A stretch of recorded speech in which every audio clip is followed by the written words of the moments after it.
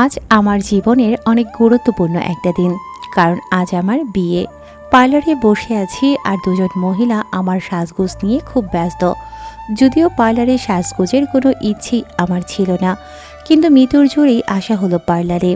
সকালে মিতু এসেই আগে বলেছিল, কি রে নীলা, কোন পার্লারে সাজবি তুই? তুই তো জানিস আমার বিয়েটা ঘরোয়াভাবেই হচ্ছে, তাই কোথাও যাব না রে, বাসাতেই যা পারি করব। এটা কেমন কথা? বিয়ে তো জীবনে একবারই হবে, তাই ভালোভাবে উপভোগ করা উচিত। আর দেখতে ভালো লাগাও তো একটা ব্যাপার আছে। এমনিতেই অনেক ঝামেলা চলছে, তাই ভালোভাবে বিয়েটা শেষ হলেই সবাই বেঁচে যায়। হাসনের সাথে তোর কথা হয়েছে? ওই কি চাই, বসাতে সাজাগুজ করবি? না, কথা হয় নাই। এটা কেমন কথা? যার সাথে আজ তোর বিয়ে হচ্ছে তার সাথে তুই কথাই বলিসনি? কথা বলিনি, কে বলো? যখন দেখতে এসেছিল তখন কথা হয়েছে, আর সব জেনেই বাবা মা বিয়ে ঠিক করেছে এবং তাদের উপর আমার ভরসা আছে। কি বলিস এসব? আর হাসান এই বিয়েতে আদৌ রাজি কিনা এসব কিছুই তো তুই জানিস না। যখন আমাকে দেখতে এসেছিল তখন তো আমাদের আলাদাভাবে কথা বলতে দেয়া হয়েছিল। কই, তখন তো ওইসব কিছু বলেনি। তবে তো ভালোই। এখন এসব রেখে চল পার্লার থেকে সেজে আসি। না রে, এমনিতেই ঝামেলার শেষ নেই, আমি আর ঝামেলা বাড়াতে চাই না, আর মাও রাজি হবে না। আমি আন্টির সাথে কথা বলছি।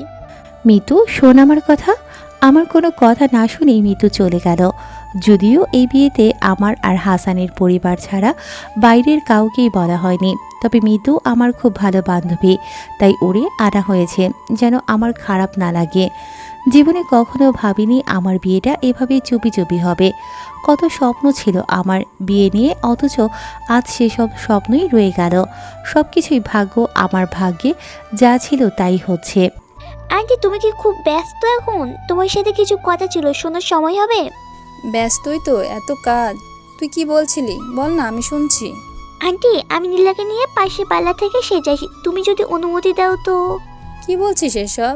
তুই তো জানিস মা, বাধ্য হয়ে আমাদের একমাত্র মেয়েকে এত ছোট থাকতে আমাদের বিয়ে দিতে হচ্ছে। কত স্বপ্ন ছিল মেয়েকে নিয়ে। আর বিয়েতে শুধু ঘরের মানুষই থাকবে, তাই তুই ওরে বাসাতেই সাজাবি। আমি চাই না আজ নীলার বিয়ে এটা জানাজানি হোক, তাই তো আমার বোনের বাসায় বিয়ের আয়োজন করা হয়েছে। আমি সব জানি আন্টি, কিন্তু তুমি একবার নীলার কথাটা ভাবো। দেখো তার কি দোষ? মেয়েটা নিজের বিয়েতে নিজে একটু মন খুলে আনন্দ করবে, তার উপায় নেই। আর তুমি তো জানোই ও তোমাদের কথা ভেবে এই বিয়েতে রাজি হয়েছে। তাই আমি চাচ্ছিলাম ওরে একটু ভালোভাবে সাজাই, যেন ভবিষ্যতে আর ছবিগুলো দেখে ওর কষ্ট না লাগে যে একটা ভালো ছবি নেই। আমি ওর মা, তাই ওর কষ্টটা বুঝি আমি। কিন্তু বাইরে সাজালে লোকজন দেখবে, বিভিন্ন প্রশ্ন করবে, বলবে নিজের বাড়ি থাকতে কেন এত দূরে বিয়ের আয়োজন করা হচ্ছে। তখন কি উত্তর দেব তুই বল? আমি কথা দিচ্ছি আন্টি, আমার গাড়িতে করে গিয়ে সেজে আবার গাড়িতে করেই ফেরত আসবো, দেখবে না কেউ আমাদের। কিন্তু মিতু। কোনো কিন্তু না আন্টি, মেয়েটার দিকে তাকা একবার, কেমন মন মারা হয়ে বসে আছে। আমার উপর কি বিশ্বাস আছে তো আন্টি? আমি তোরে নিজের মেয়ের মতোই ভালোবাসি আর বিশ্বাসও করি মিতু। আচ্ছা ঠিক আছে, এত করে যখন বলছিস নিয়ে যা, তবে সাথে লাবণ্যকেও নিয়ে যাস। আচ্ছা আন্টি ঠিক আছে। তারপর আমি, মিতু, লাবণ্য আন্টি, যে খালার বাসায় বিয়েটা হচ্ছে, ওনার ননদ তিনজনে পার্লারে গেলাম। পার্লারটা কাছেই ছিল, পায়ে হাঁটলে খালার বাসা থেকে 20 মিনিটের পথ। আমাদের সাজগোজ শেষ। বাসায় যাওয়ার জন্য যখনই গাড়িতে উঠতে যাব, ঠিক তখনই আরেকটা গাড়ি এসে কিছু বোঝার আগেই তিনজন লোক আমাকে জোর করে ধরে গাড়িতে তুলে নিল। সব কিছু এত দ্রুত ঘটল যে আমরা তিনজনেই অনেক বেশি অবাক হয়ে গিয়েছিলাম। আর কিছু যে করব তার কোনো উপায়ই ছিল না। সবাই ঘোরের মধ্যে ছিলাম। যখন ঘোর কাটলো ততক্ষণে আমাকে গাড়িতে তুলে গাড়ি চালানো শুরু হয়ে গেছে। আমি অনেক চেষ্টা করেছিলাম নিজেকে ছাড়ানোর, কিন্তু দুজন আমার দুপাশে বসে আমাকে ধরে রেখেছিল। কিন্তু আমি চেষ্টা চালিয়ে যাচ্ছিলাম। শেষে আমাকে অচেতনের ঔষধ দেয়া হলো। তারপর আর আমার কিছুই মনে নেই। যখন জ্ঞান ফিরল তখন নিজেকে একটা বেডে আবিষ্কার করলাম, কিন্তু আমি এখানে কখন আসলাম আর কিভাবে আমাকে আনলো এসবের কিছুই আমার মনে নেই। এখন আমি কোথায় আছি আর কেনই বা আমাকে এখানে আনা হয়েছে বলতে পারবো না। আমি চারপাশে তাকিয়ে বোঝার চেষ্টা করছি কোথায় আছি আমি। তাকিয়ে দেখলাম রুমটা খুব সুন্দর গোছানো, প্রতিটা জিনিস খুব সুন্দরভাবে সাজানো। রুমটা দেখেই বোঝা যাচ্ছে রুমটা যার সে খুব গোছানো প্রকৃতির মানুষ, আর তার রুচিবোধেরও তারিফ করতে হয়। ঘড়িতে তাকিয়ে দেখি রাত 10টা বাজে। তার মানে আমি প্রায় 9 ঘন্টা যাবৎ অজ্ঞান ছিলাম। কারণ যখন পার্লার থেকে বের হলাম তখন আনুমানিক সময় 1টা হবে। না জানি এখন বাসায় কি হচ্ছে, বাবা মার উপর দিয়ে কি যাচ্ছে তা আল্লাহ জানে। তারা নিশ্চয়ই অনেক টেনশনে আছে। হাসানের পরিবার নিশ্চয়ই অনেক কথা শুনিয়েছে। একটা ঘটনা আমার জীবনটাকে শেষ করে দিল। এতক্ষণে নিশ্চয়ই আমার নিখোঁজ হওয়ার খবরটা চারপাশে ছড়িয়ে পড়েছে। এমনিতেই একজনের জন্য অনিচ্ছা সত্ত্বেও বিয়েটা করতে হচ্ছিল, আর এখন তো সেই বিয়েটাও হয়তো ভেঙে গিয়েছে। কিন্তু কে করলো আমার সাথে এমন? যার এসব করার একটা সম্ভাবনা ছিল সে তো জানেই না আজ আমার বিয়ে হতে যাচ্ছিল। তবে আমার সাথে এমন করে কার লাভ? কেন সে আমার জীবনটা এভাবে নষ্ট করে দিল? কি হতে যাচ্ছে এখন আমার সাথে? না, মাথায় এতগুলো প্রশ্ন অথচ একটারও উত্তর খুঁজে পাচ্ছি না। আমাকে যেভাবেই হোক আজ রাতের মধ্যেই বাসায় যেতে হবে, নয়তো অনেক কিছুই শেষ হয়ে যাবে। যেভাবেই হোক আমি আমার জন্য বাবা মাকে অসম্মানিত হতে দেব না। কিন্তু কিভাবে আমি এখান থেকে বের হব কিছুই মাথায় আসে না।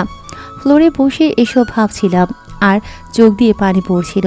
আমি যে এই রুম থেকে বের হব তার কোনো উপায়ও নেই, কারণ দরজাটা বাহির থেকে বন্ধ ছিল। হঠাৎ দরজা খোলার শব্দ হলো, কেউ একজন ভিতরে প্রবেশ করলো। আমি পেছনে তাকাতেই যাকে দেখলাম সত্যি আমি তাকে দেখার জন্য একদম তৈরি ছিলাম না। আর সে এখানে কিভাবে? আপনি আপনি এখানে? তার মানে এসব কিছু আপনার কাজ? আপনি আমাকে কিডন্যাপ করিয়েছেন? এত কিছুর পরও আপনার স্বাদ মেটেনি? এখন আমার জীবনটা একেবারে শেষ করতে উঠে পড়ে লেগেছেন। কেন করলেন এসব? কি ক্ষতি করেছিলাম আমি? কেন আমার জীবনটা শেষ করে দিলেন? হ্যাঁ, সত্যি আমি তোমার কোনো ক্ষতি করতে চাইনি। তোমাকে আর তোমার পরিবারকে তো অনেক বুঝিয়েছিলাম, কিন্তু কোনো কাজ হলো না দেখে বাধ্য হয়ে আমাকে এ কাজ করতে হলো। তবে তুমি চিন্তা করো না, তোমার কোনো ক্ষতি হবে না। এখানে তুমি নিশ্চিন্তে থাকতে পারো। ক্ষতি করবেন না? আর কি বাকি আছে ক্ষতি করার বলতে পারেন? আপনার জন্য এতক্ষণে হয়তো আমার বিয়েটা ভেঙে গেছে, আর বাবা মাকেও নিশ্চয়ই এতক্ষণে অনেক অপমানের শিকার হতে হয়েছে। কথাগুলো বলছিলাম আর চোখ থেকে পানি পড়েই যাচ্ছিল। নীলা, দয়া করে তুমি কেঁদো না। খুব কষ্ট হয় আমার তোমাকে কাঁদতে দেখলে।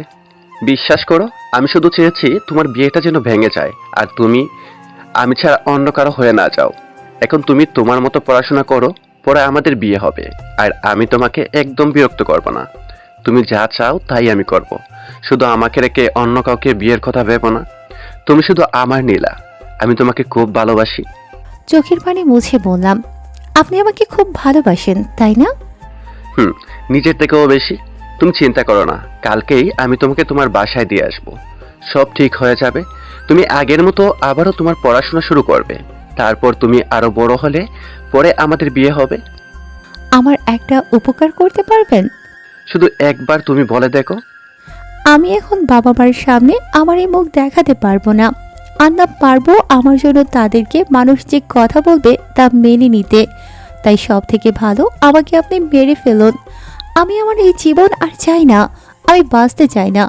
দয়া করে আমার এই উপকারটা করুন। আমি এতক্ষণ দাঁড়িয়ে থাকলেও এখন ফ্লোরে বসে কাঁদছিলাম। আমাকে কাঁদতে দেখে রাতুল কাছে এলো, আমার গাল তার 2 হাত দিয়ে ধরে চোখের পানি মুছিয়ে দিল। এসব তুমি কি বলছো নীলা? তোমার কিছু হলে আমিও যে শেষ হয়ে যাব, তা কি তুমি জানো না? বলছি তো, আমার শুধু এই বিয়েটা ভাঙার উদ্দেশ্য ছিল, যা পূরণ হয়েছে। কালই তোমাকে তোমার বাসায় দিয়ে আসবো। সব ঠিক হয়ে যাবে। আমি সত্যি বলছি, দয়া করে আমাকে মেরে ফেলুন। কথাগুলো বলছিলাম আর কাঁদছিলাম। তখন রাতুল আমার আরও কাছে এসে আমার চোখের পানি মুছে দিয়ে বলল, প্লিজ এভাবে কান্না করো না। তোমার এই কান্না আমার একদম সহ্য হয় না। তোমার এই কান্না আমাকে উলট পালট করে রেখে দেয় নীলা। রাতুল আমার মুখটা তার 2 হাত দিয়ে ধরে তার মুখের একদম কাছে নিয়ে গিয়ে বলল, আমার দিকে তাকাও নীলা। না, এভাবে না, একদম আমার চোখে চোখ রেখে তাকাও। এভাবে। আচ্ছা নীলা, মানুষের চোখ নাকি কখনো মিথ্যা বলে না? তবে কেন তুমি আমার চোখ দেখে বুঝতে পারো না আমি তোমাকে কতটা ভালোবাসি? যদি কখনো ভালো করে আমার এই চোখ দেখতে, তবে বুঝতে পারবে আমি তোমাকে তোমার মা বাবা আর বাইরে থেকে কোনো অংশেই কম ভালোবাসি না। এই পর্যন্ত আমি যা কিছুই করেছি সব শুধু তোমাকে পাওয়ার জন্য। আমার চোখের দিকে এভাবে তাকিয়ে তোমার কেমন লাগছে তা আমি জানি না, তবে আমি তোমার প্রেমে আরো বেশি করে মগ্ন হয়ে যাচ্ছি। আমি কিছু বলতে যাচ্ছিলাম, রাতুল আমার ঠোঁটে হাত দিয়ে বলল, কিছু বলো না নীলা, আজ আমাকে বলতে দাও। তুমি জানো নীলা, আমি কবে থেকে তোমার এই চোখ দুটোর প্রেমে পড়েছি। তোমার চোখে অন্যরকম একটা মায়া আছে, যা আমাকে তোমার প্রতি টানে। আমি না চাইতেও বেশি করে সে মায়ায় জড়িয়ে যাচ্ছি প্রতিনিয়ত। আমি তোমার। বাক্যটা সম্পূর্ণ না করে হঠাৎই রাতুল আমার ঠোঁটে ওর ঠোঁট দুটো মিলিত করে। আমার পুরো শরীর কেঁপে উঠল। জীবনে এই প্রথম কোনো পুরুষ আমাকে এভাবে স্পর্শ করলো আর আমার এতটা কাছে আসলো। শরীরে অন্যরকম এক অনুভূতির সৃষ্টি হলো। জানি না তা কি শিহরণ ছিল নাকি রাগের প্রভাব। আমি কি করব না করব তা ভেবে পাচ্ছিলাম না। আসলে এমন কিছু ঘটতে পারে তা আমি স্বপ্নেও হয়তো কখনো ভাবিনি। কিছুটা ঘুরে চলে গিয়েছিলাম। যখন ঘোর কাটল তখন ও আমাদের ঠোঁট একত্রেই ছিল। আমি তাকে সরানোর চেষ্টা করছিলাম, কিন্তু তার মাঝে সরার কোনো লক্ষণই ছিল না। মনে হচ্ছে সে নেশাগ্রস্ত, তাই বাধ্য হয়ে জোরে ধাক্কা দিয়ে রাতুলকে সরিয়ে দিয়ে আমি উঠে দাঁড়ালাম। বললাম, ছি, আপনি এতটা নীচ! আমি ভাবতে পারিনি আপনি নাকি আমাকে ভালোবাসেন। এই আপনার ভালোবাসা? ছি, এতটা জঘন্য আপনি! আমি কল্পনাও করিনি। আমি কিভাবে! আর কিছু বলতে পারিনি। কান্নার জন্য শুধু কাঁদছিলাম। রাতুলও কিছুটা ঘুরেছিল, তারপর উঠে দাঁড়ালো আর আমার হাত ধরে বলল, তুমি বিশ্বাস করো নীলা, আমি এমন কিছু করতে চাইনি। আসলে তোমার চোখে চোখ রেখে আমি নেশাগ্রস্ত হয়ে গিয়েছিলাম। নিজের উপর নিয়ন্ত্রণ হারিয়েছিলাম। কি করছিলাম নিজেই বুঝতে পারছি না। দয়া করে আমাকে বিশ্বাস করে আমাকে ক্ষমা করে দাও। আচ্ছা বলো তো, কি করলে তুমি আমায় বিশ্বাস করবে? বিশ্বাস? আপনি আমার হাত ছাড়ুন বলছি। আর আমি আপনাকে বিন্দু মাত্র বিশ্বাস করি না। আপনার মতো নিজ লোককে আমি কখনোই বিশ্বাস করি না। আরেকবার আমার গায়ে হাত দিলে আমি যে কি করব তা আমি নিজেই জানি না। এই বলে দিলাম। আপনি কিভাবে আমার সাথে এমন...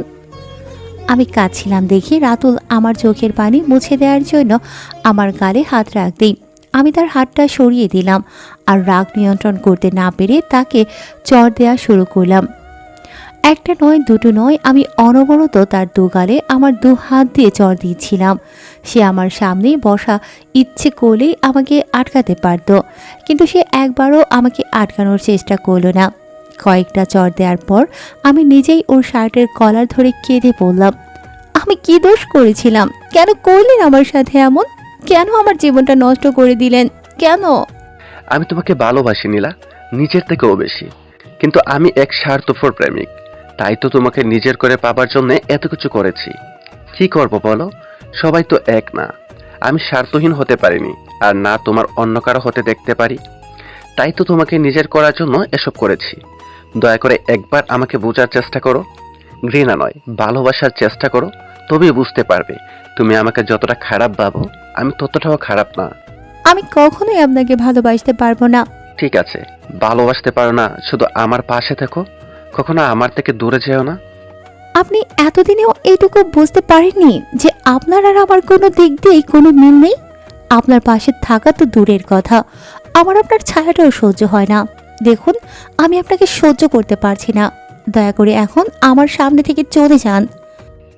থাক, আজ আর কিছু বলবো না, আর না তোমাকেও কিছু বলতে হবে। তুমি বসো, আমি খাবার পাঠাচ্ছি। খাবো না, খাওয়ার কোনো ইচ্ছেই আমার নেই। তবে যদি কিছু খাওয়ার কথা বলেন, বিষ এনে দেন, খেয়ে মরে যাই। না আমি থাকবো আর না এসব কিছু হবে। আর একবার মরার কথা বললে আমার থেকে খারাপ কিন্তু কেউ হবে না। আর একটা কথা মনে রেখো, আমার ভালোবাসা যদি এতটুকু সত্যি থেকে থাকে, তবে আল্লাহ যেন তোমার আগে আমাকে নিয়ে যায়। রাতুল চলে গেল। আমি বসে আছি। আমার জীবনে সব থেকে বেশি যদি কোনো মানুষকে ঘৃণা করে থাকি তবে সে রাতুল। ভালোবাসা? আমাকে নাকি ভালোবাসে? সে ভণ্ড, আর এসব কিছুর তার ভণ্ডামি তা আমি বেশ ভালোভাবেই জানি। ভেবেছে আমি বয়সে ছোট, তাই যা বলবে তাই আমি বিশ্বাস করব। কিন্তু সে জানে না আমি তার থেকে বয়সে অনেক ছোট হতে পারি, কিন্তু বোকা না। একটু পর একটা মেয়ে খাবার নিয়ে এলো। ভাবি, এই যে তোমার খাবার, দ্রুত খেয়ে নাও। ভাবি? কে আপনার ভাবি? কেন, তুমি রাতুল ভাইয়ের বউ না? তাহলে তো আমার ভাবিই হও। দেখুন, আমি আপনার কোনো কালেরই ভাবি না, তাই দয়া করে আমাকে এসব ভাবি টাবি ডাকতে আসবেন না। আর আপনার ভাইয়ের সাথে এখনো আমার বিয়েটা হয়নি, আর না কখনো হবে, তাই এসব বাদ দিন। তা তুমি যাই বলো, বিয়ে তো তোমার আমার ভাইয়ের সাথেই হবে। যখন হবে তখন দেখা যাবে। আপনি এখন যান, আমার মাথা ব্যথা করছে। তুমি আগে খেয়ে নাও, পরে শুয়ে ঘুমাবে। আপনি রেখে যান, আমি খেয়ে নেব। না খেয়ে ঘুমাবে না কিন্তু। রিমা চলে গেল। আমি না খেয়েই শুয়ে পড়েছি, ঘুম আসে না। হঠাৎ দেখি একটা ল্যাপটপ। আমি উঠেই তাড়াতাড়ি আমার এফবি আইডিতে ঢুকলাম আর মিতুকে একটা মেসেজ করলাম। মিতু, আমি ঠিক আছি, আর রাতুল আমার বিয়েটা ভাঙার জন্য এসব করেছে। তুই বাবা মার খেয়াল রাখিস, আর কাল সকালেই আমাকে বাসায় দিয়ে আসবে বলেছে। নীলা। হঠাৎ দরজার শব্দ শুনে আমি দ্রুত শুয়ে পড়লাম, আর চোখে দেখলাম রিমা এসেছে। শুয়ে থাকতে থাকতে কখন যে ঘুমিয়ে পড়েছি নিজেই জানি না। সকালে ঘুম ভাঙার পর আমি বাসায় চলে আসি। রাতুলকে আর দেখিনি, আমার সাথেও সে হাসেনি। আমাকে অন্য লোকের মাধ্যমে বাসায় পাঠানো হয়েছে। মা তো আমাকে দেখে জড়িয়ে ধরলো আর কান্না করে দিল। আমিও নিজেকে নিয়ন্ত্রণ করতে পারিনি, কাঁদতে শুরু করি। তুই ঠিক আছিস তো মা? তোর কোনো ক্ষতি হয়নি তো? আমি ঠিক আছি মা, শুধু আমার বিয়েটা ভাঙার জন্য এসব করেছে, আমার ক্ষতি সে করেনি। যাক, আল্লাহ বাঁচাইছে। আমি তো ভয় পেয়ে গেছিলাম। আর আল্লাহ না চাইলে কেউ কখনো ক্ষতি করতে পারে না। যেমন রাতুল এত কিছু করার পরও তোর বিয়েটা ভাঙতে পারেনি। কি বলছো? এসব জেনেও হাসানের পরিবার বিয়েটা ভাঙেনি? ওরা এসব কিছু জানে না। আর তোর বিয়ে কাল হাসানের সাথেই হবে। কিন্তু কিভাবে এসব হলো মা? সে অনেক কথা, পরে বলবো। এখন যা, আগে ফ্রেশ হয়ে আয়, আমি খাবার দিচ্ছি। চেহারা দেখেই বোঝা যাচ্ছে কিছু খাওয়া হয়নি। আমি ফ্রেশ হয়ে খেয়ে তারপর শুয়ে একটু ঘুমিয়েছি। হঠাৎ আমার ফোনটা বেজে উঠল, দেখি মিতুর ফোন। কি রে নীলা, তুই ঠিক আছিস তো? ঠিক আছি। আচ্ছা তুই বাসায় চলে আয়, একা একা ভালো লাগছে না। না রে, আজ আর আসবো না, কাল সকালেই চলে আসবো। আচ্ছা বলতো আমি কাল কি পরবো? একটা পরলেই হলো। আচ্ছা শাড়ি পরিস। ও ভালো কথা, আমি তোর এফিতে কয়েকটা শাড়ি পিক পাঠিয়েছি, তুই একটু সিলেক্ট করে দিলে কোনটা কাল পরবো। পর না, একটা পরলেই হলো। না রে, তুই তো জানিস আমি পছন্দের ব্যাপারে কাজে, তুই একটু বলে দে না। মনে হচ্ছে কাল আমার না তোর বিয়ে। রাগ করিস না প্লিজ। আচ্ছা পাঠা, আমি পরে ঢুকে দেখে নিব। মিতুর কলটা রেখে দেখি একটা নাম্বার থেকে বেশ কয়েকবার মিস কল। ওই নাম্বার থেকে আবার কল এলো, আমি রিসিভ করতেই। হ্যালো, কে বলছেন? কেমন আছো? কি করছো এখন? আপনি আবার নাম্বার পরিবর্তন করে আমাকে কল দিয়েছেন? তুমি চলে যাবার পর এই প্রথম রুমটাতে এলাম, আর এখনো আমি রুমটাতে তোমার উপস্থিতি টের পাচ্ছি। মনে হচ্ছে তাই ফোন দিলাম। আর কখনো আমাকে ফোন দেবেন না বলে দিলাম। রাগে ফোনটা বন্ধ করে দিলাম। বিকেলে যখন ফোন চালু করলাম, কিছুক্ষণ পরেই মিষ্টির ফোন। কিরে দোস্ত, না জানিয়ে চুপ করে বিয়েটা সেরে ফেললি? এটা তোর থেকে আশা করিনি। তবে তোর বরটা দেখতে বেশ। আমার বর? কোথায় দেখলি? আর কে বললো তোরে যে ওইটা আমার বর? তবে এতদিন যা শুনেছি তাই সত্যি হলো। কি শুনেছিস? তোর আর রাহুল ভাইয়ের সম্পর্কটাই ছিল, আর এখন তো বিয়ে করেই প্রমাণ করে দিলি ঘটনাটা সত্যি। তুই যে ভাব দেখাচ্ছিলি, মনে হলো যে রাহুল ভাইয়াকে তুই সহ্যই করতে পারিস না। আর এখন তো ভালোই লাগলো। তবে তোদের বিয়ের দাওয়াতটা দিতে পারতিস। এসব কি বলছিস? কে বললো আমাদের বিয়ে হয়েছে? নিজের এফবিতে দুজনের ছবি দিয়েছিস, রিলেশনশিপের সিঙ্গেল থেকে ম্যারেড লাগিয়েছিস। এখন এমন ভাব করছিস যেন কিছুই জানিস না। কোথায় দেখেছিস ছবি? কোথায় আবার? তোর আইডিতেই দেখেছি তো, ওখানেও তো দেখবো নাকি? মিষ্টির কথা শুনে মাথা ঘুরছিল। কিসব বলছে ও? আমি কিসের দুজনের ছবি দিয়েছি? একটু পর মিতু ফোন করে একই কথা বলল। আগে মিষ্টির কথা তেমন বিশ্বাস না করলেও এখন অবিশ্বাস করতে পারছি না। সাথে সাথে এফবিতে লগ ইন করতে গিয়ে দেখি রং পাসওয়ার্ড দেখাচ্ছে। তার মানে কেউ আমার আইডিতে ঢুকে পাসওয়ার্ড বদলে দিয়েছে। কিন্তু কিভাবে করবে কেউ এমন? আমি ছাড়া তো আর কেউ আমার আইডির পাসওয়ার্ড জানে না। আমি ভাইয়াকে বলে ওর আইডিতে ঢুকে দেখি আসলেই আমার আইডি থেকে রিলেশনশিপ পরিবর্তন করা হয়েছে। নীলাঞ্জনা নীলা ম্যারিড, রাহাতুল ইসলাম রাতুল। তারপর আবার আমার সাথে রাতুলের বেশ কিছু ছবিও দেওয়া হয়েছে। ছবিতে আমার বিয়ের শাড়ি পরা, যা কাল কিডন্যাপের সময় পরেছিলাম। বুঝতে পারছি এসব কিছু রাতুলের করা কাজ, কিন্তু ছবিগুলোতে আমার চোখে সানগ্লাস পরা। তাই আমার চোখ ঠিকভাবে বোঝা যাচ্ছে না।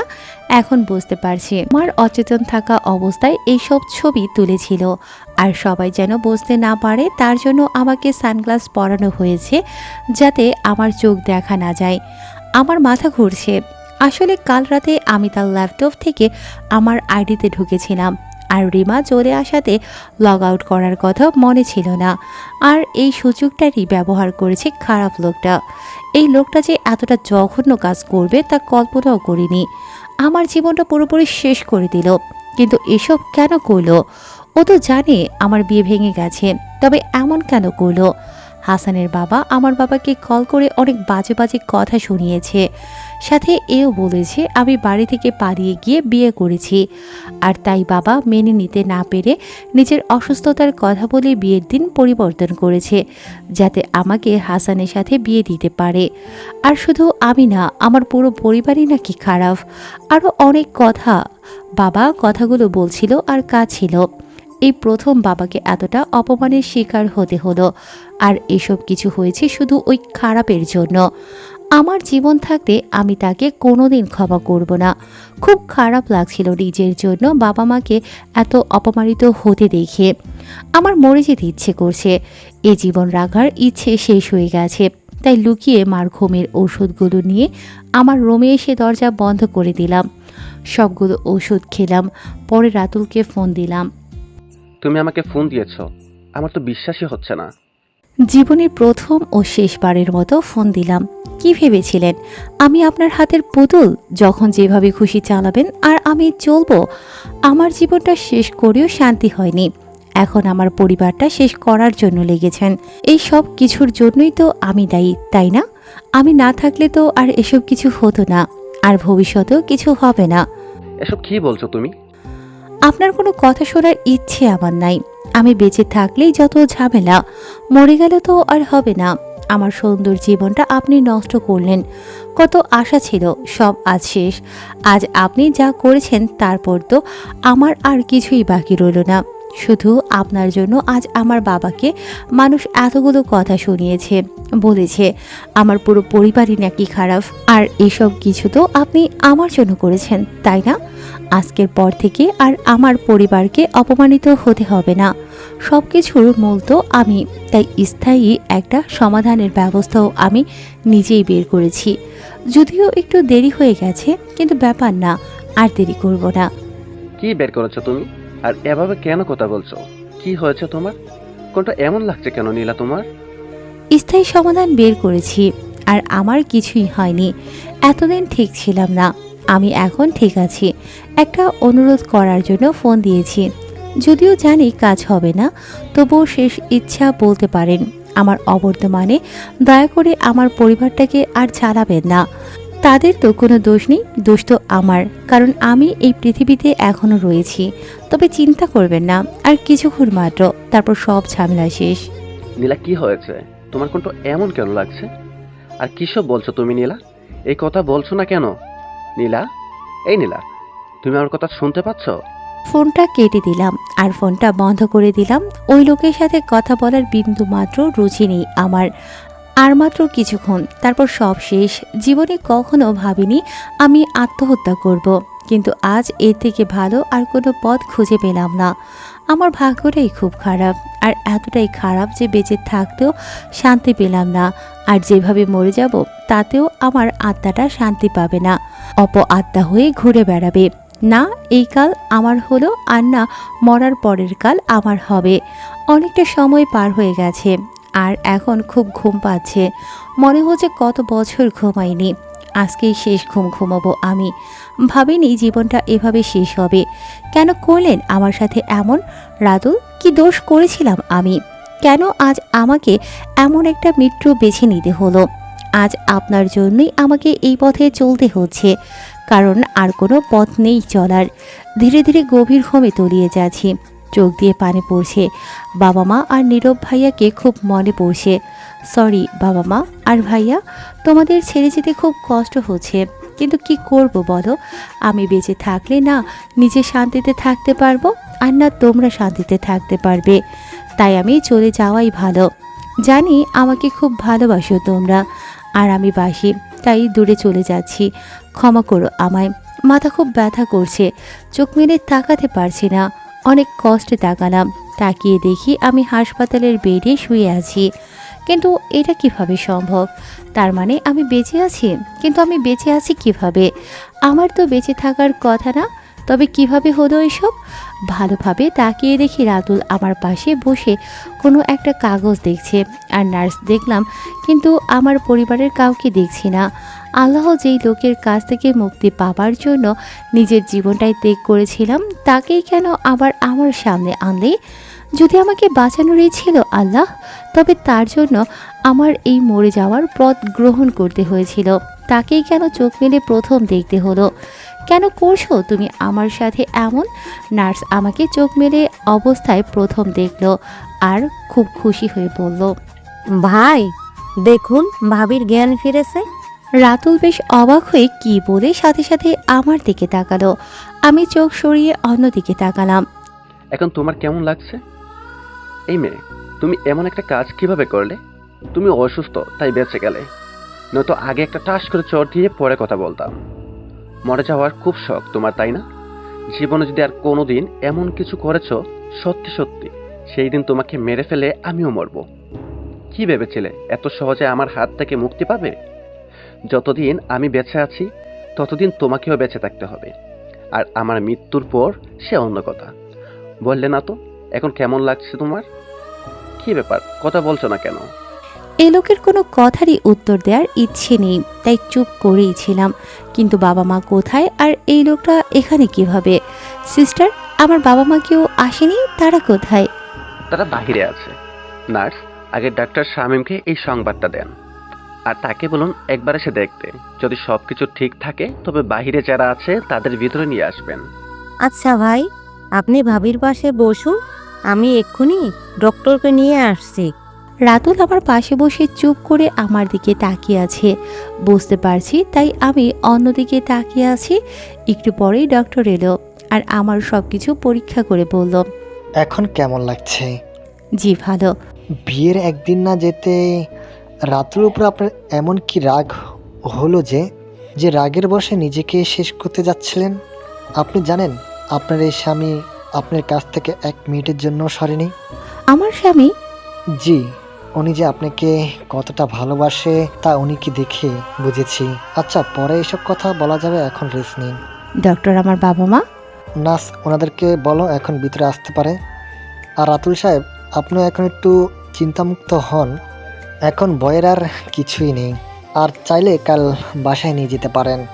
সরি ডক্টর, তখন আপনার সাথে ওইভাবে কথা বলার জন্য আসলে আমার মাথা ঠিক ছিল না, তাই। আরে এসবের দরকার নেই, আমি বুঝতে পারছি আপনার মনের উপর দিয়ে কি যাচ্ছিল। তবে উনির উপর একটু খেয়াল রাখবেন, উনি মনে হয় কোনো একটা বিষয় নিয়ে বেশি হতাশায় ভুগছে। জি ডক্টর, ধন্যবাদ।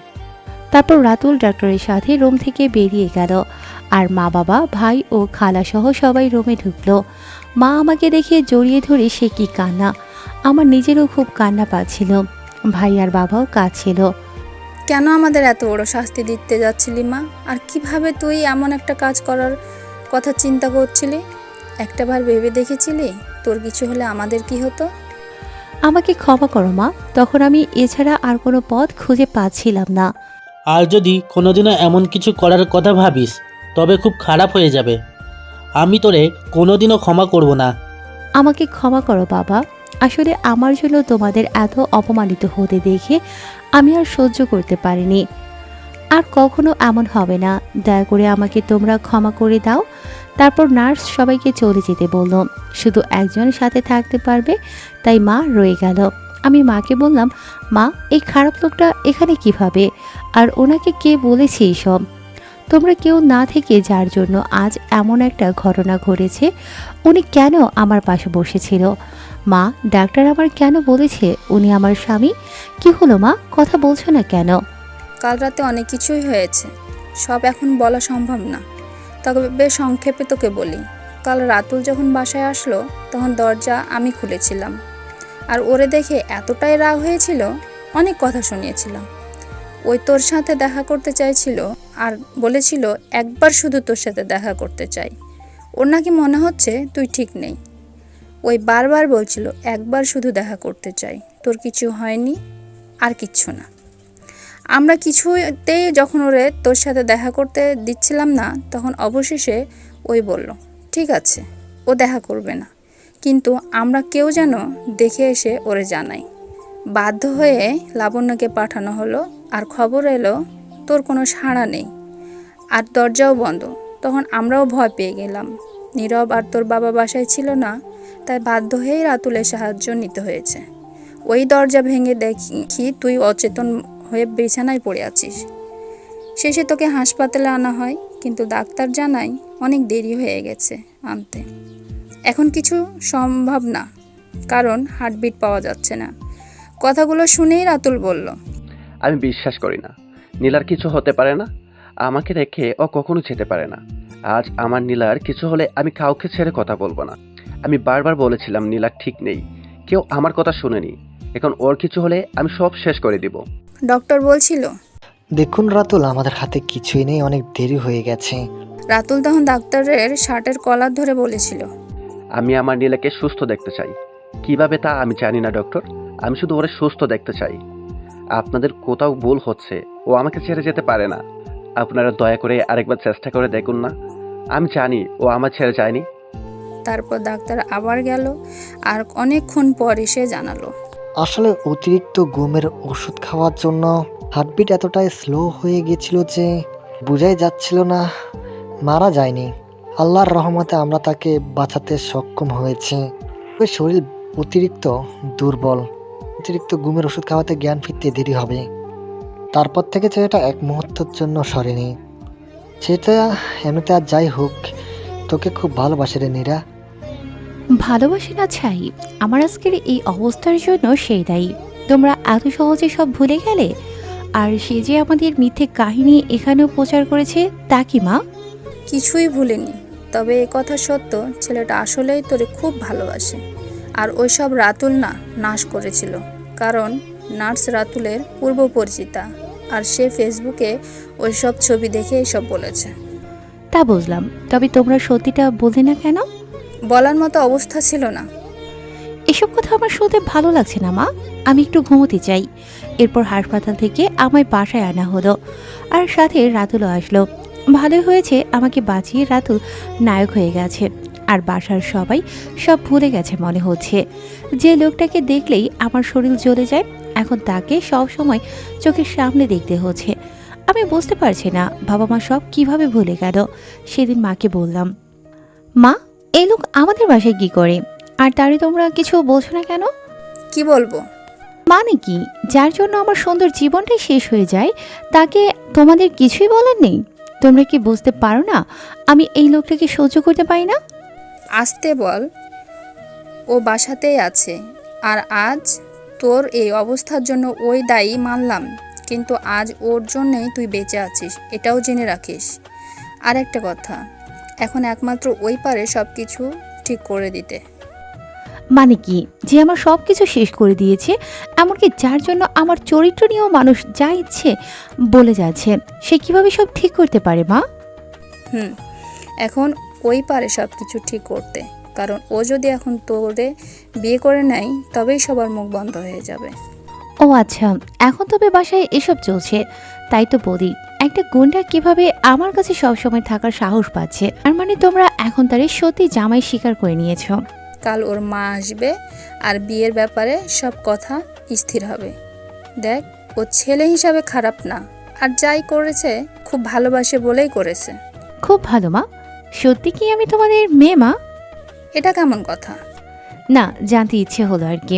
মা সত্যি যদি আমি তোমার মেয়ে হয়ে থাকি, তবে ওই গুন্ডার সাথে আমার বিয়ে না দিয়ে আমাকে একটু বিষ দাও, খেয়ে মরে যাই, তাহলেই তোমাদের সব সমস্যা শেষ। নীলা, আমি তোর মা, তাই যা বলছি তোর ভালোর জন্যই বলছি। আর স্বীকার করছি, ও যা করেছে ঠিক করেনি, কিন্তু একবার ভেবে দেখ ও তোরে কতটা ভালোবাসে। আমার আর কিছুই ভাবা নেই, যা বুঝার আমি বুঝে গিয়েছি মা। তুমি এখন যেতে পারো, আর দয়া করে ওই লোক যেন আমার রুমে না আসে। এটা কেমন কথা? তুই অসুস্থ বলেই তো ওরা তোরে দেখতে আসে। আমার এখন কোনো কথা শুনতে বা বলতে ভালো লাগছে না মা, দয়া করে তুমি যাও। মা চলে গেলে আমি শুধু ভাবছি সমাজকে আমি কি দোষ দেব। আমার নিজের পরিবারই যেখানে আমাকে বুঝলো না। আমি মেয়ে, আর মেয়ে এমন একটা বোঝা যা যত দ্রুত সম্ভব ঝেড়ে ফেলা যায় ততই ভালো। তাই তো আজ আমার পরিবার তাদের বোঝা কমানোর জন্য আমাকে এমন একটা লোকের সাথে বিয়ে দিতে চাচ্ছে। মা চলে যাওয়ার পর আমি রুমের দরজা লাগিয়ে অনেক কেঁদেছি। রাত কেটে গেল নির্ঘুম। সকাল হলো। আজ রাতুলের মার আসার কথা। বিকেলে তারই তৈরি চলছে বাসায়। আমাকে যখন রাতুল কিডন্যাপ করে ওদের বাড়িতে নিয়ে গিয়েছিল তখন ওর মা গ্রামে ছিল, তাই দেখা হয়নি বলে আজ আমাকে দেখতে আসবেন। খুব হাসি পাচ্ছে। আসলে জবাই করার আগে মানুষ যেমন দেখতে আসে ঠিক তেমনই আমাকেও আজ দেখতে আসবে। সারাটা দিন রুমেই বন্দি ছিলাম। রাতের পর আর রুমের থেকে বের হইনি, আর খাওয়াও হয়নি কিছু। যদিও মা এসে ডেকে গেছে অনেকবার, কিন্তু আমার খাওয়ার কোনো ইচ্ছেই ছিল না।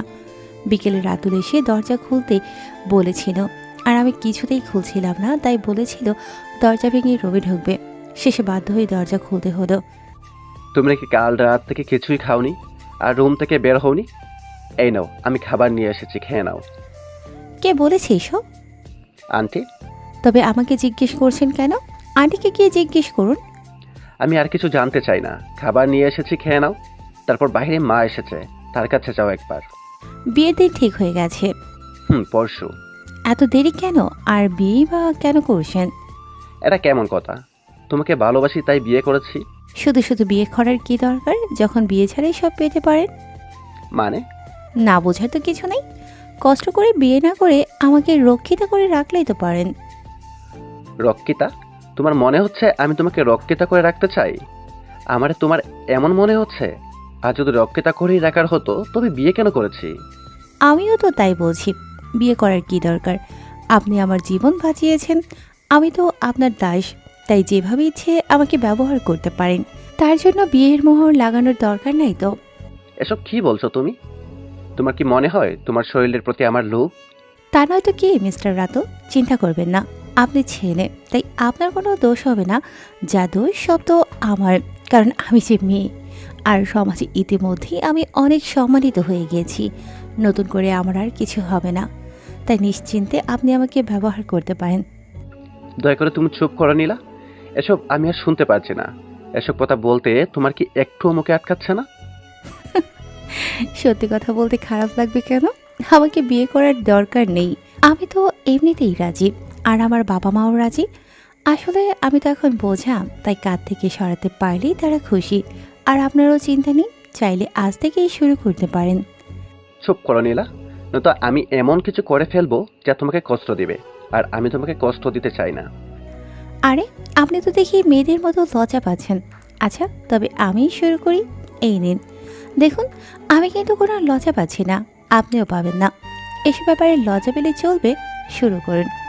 কথাটা বলেই আমি হাত দিয়ে ওনাটা সরিয়ে একদম রাতুলের সামনে গিয়ে দাঁড়ালাম। রাতুল কোনো কথা বলছে না, মনে হয় স্থির হয়ে গেছে, শুধু আমার চোখের দিকে তাকিয়ে আছে। আমি কথাটা পুনরায় বললাম। রাতুল এবার সাথে সাথেই আমাকে একটা চড় মারল, তারপর দুটা, তারপর তিনটা। কিন্তু আমি কিছুই বলিনি, স্থির হয়ে দাঁড়িয়েছিলাম, আর শুধু চোখ দিয়ে পানি পড়ছিল। আসলে কতটা কষ্টে যে আমি এই কাজ করেছি তা শুধু আমিই জানি। রাতুলের চোখ দিয়েও পানি পড়ছে, কিন্তু সে কেন কাঁদছে? তার তো কাঁদার কথা না।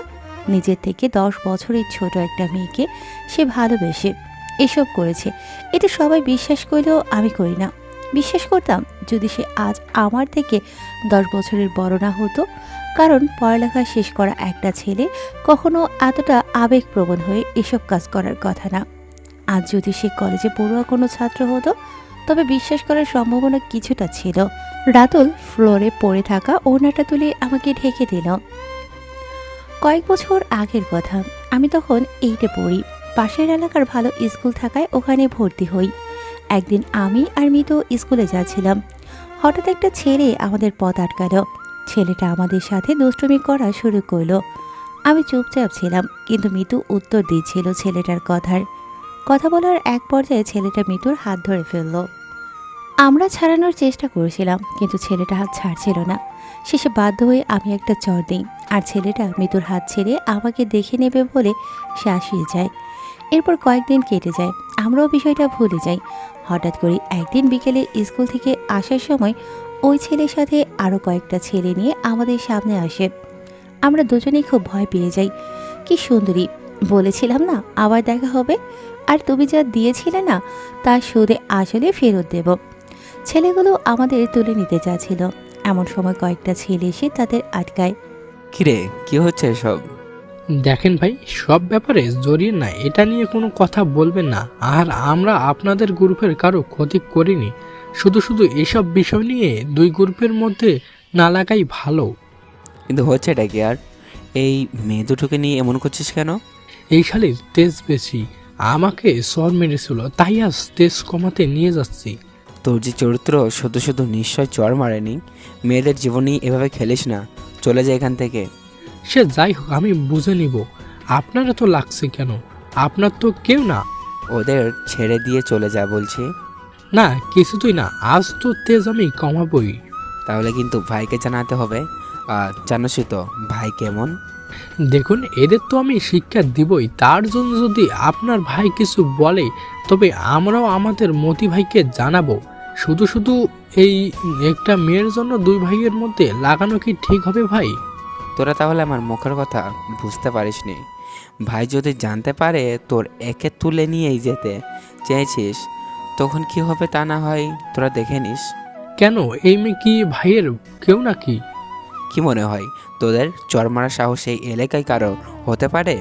তা ঠিক, তবে আপনি ঢপ মারছেন, কারণ এই ভাইয়ের কোনো আত্মীয় হলে আমরা চিনতাম।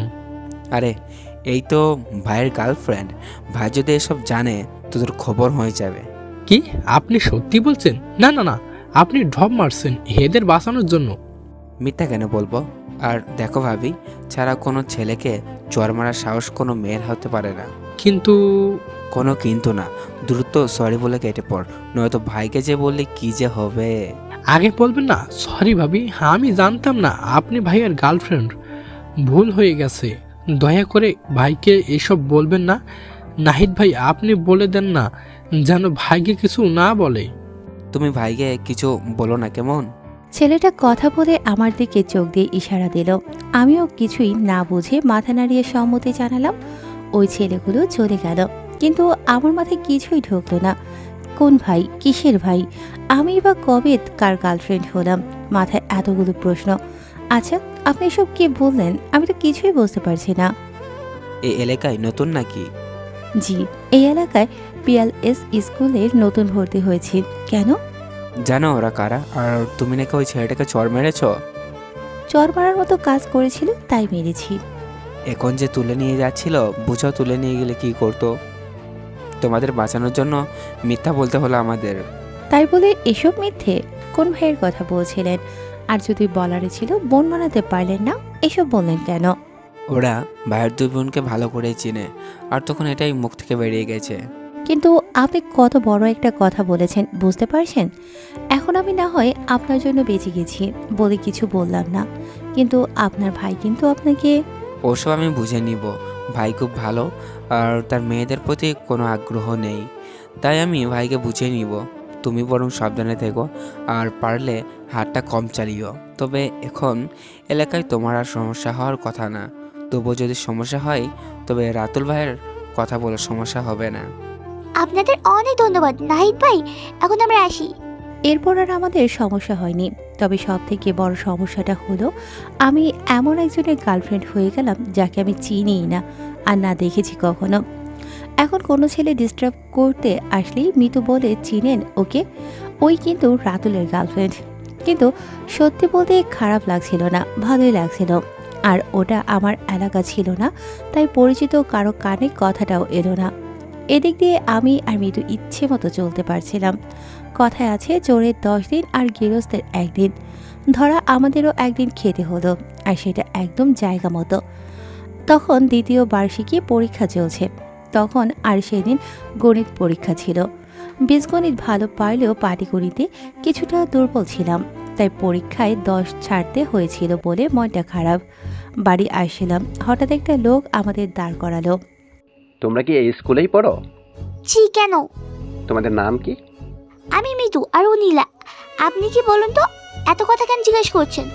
না মানে নীলা, ভুলেও ওর নাম মুখে আনবেন না। আপনি মনে হয় নীলাকে চেনেন না।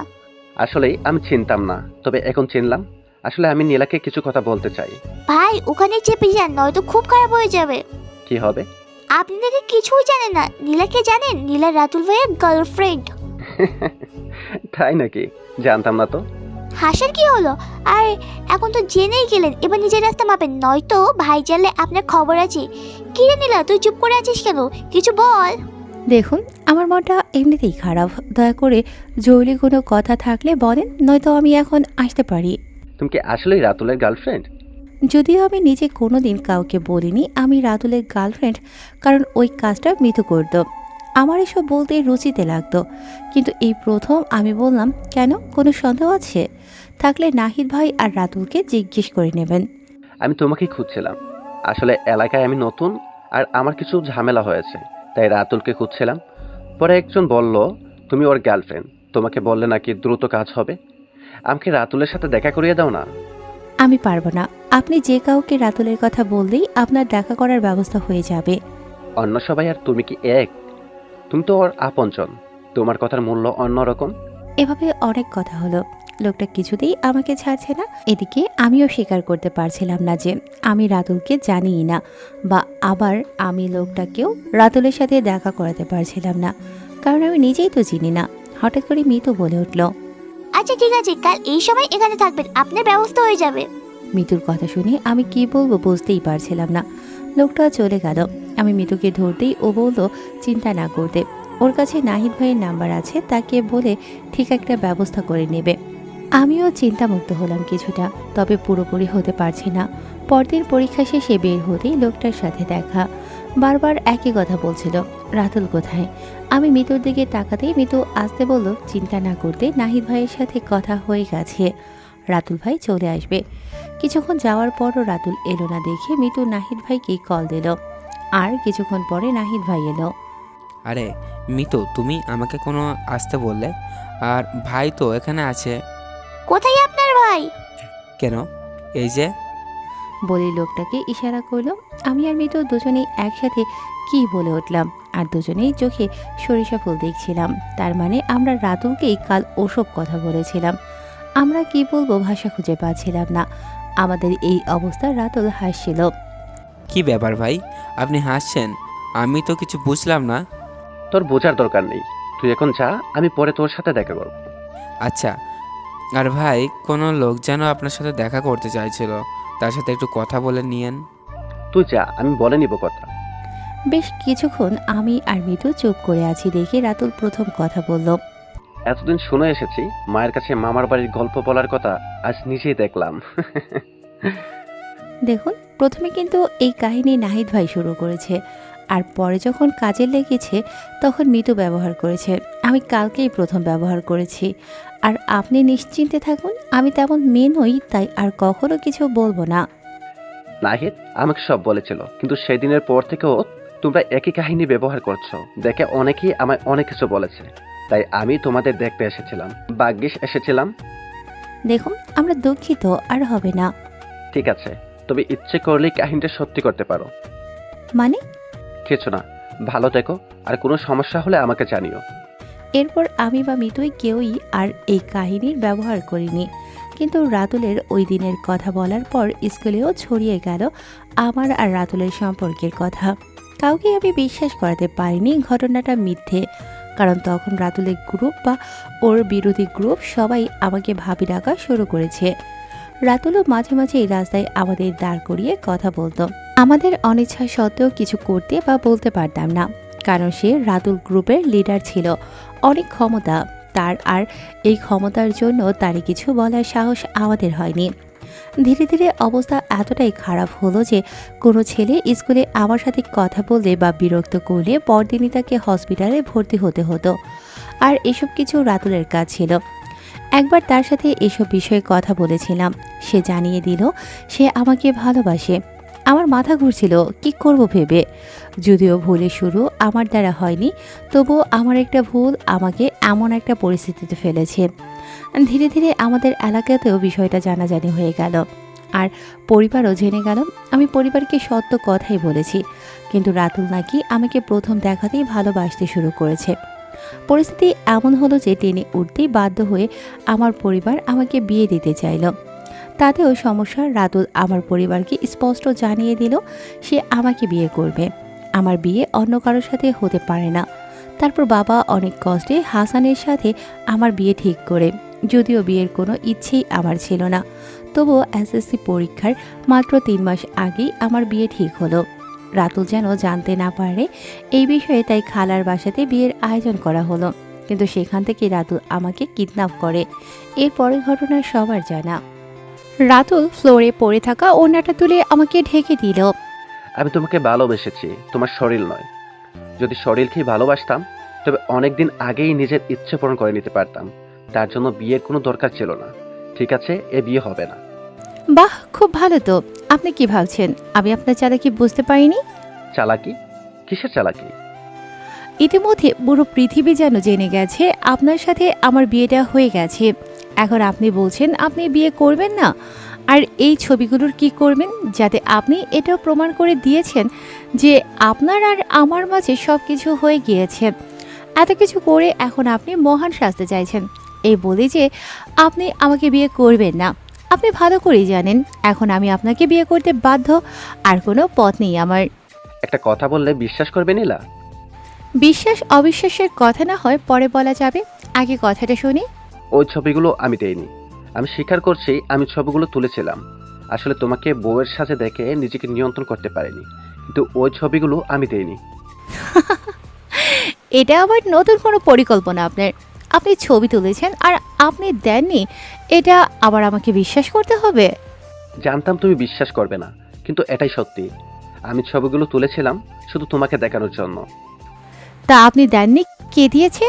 জানি না, তবে যে করেছে তাকে ছাড়বো না।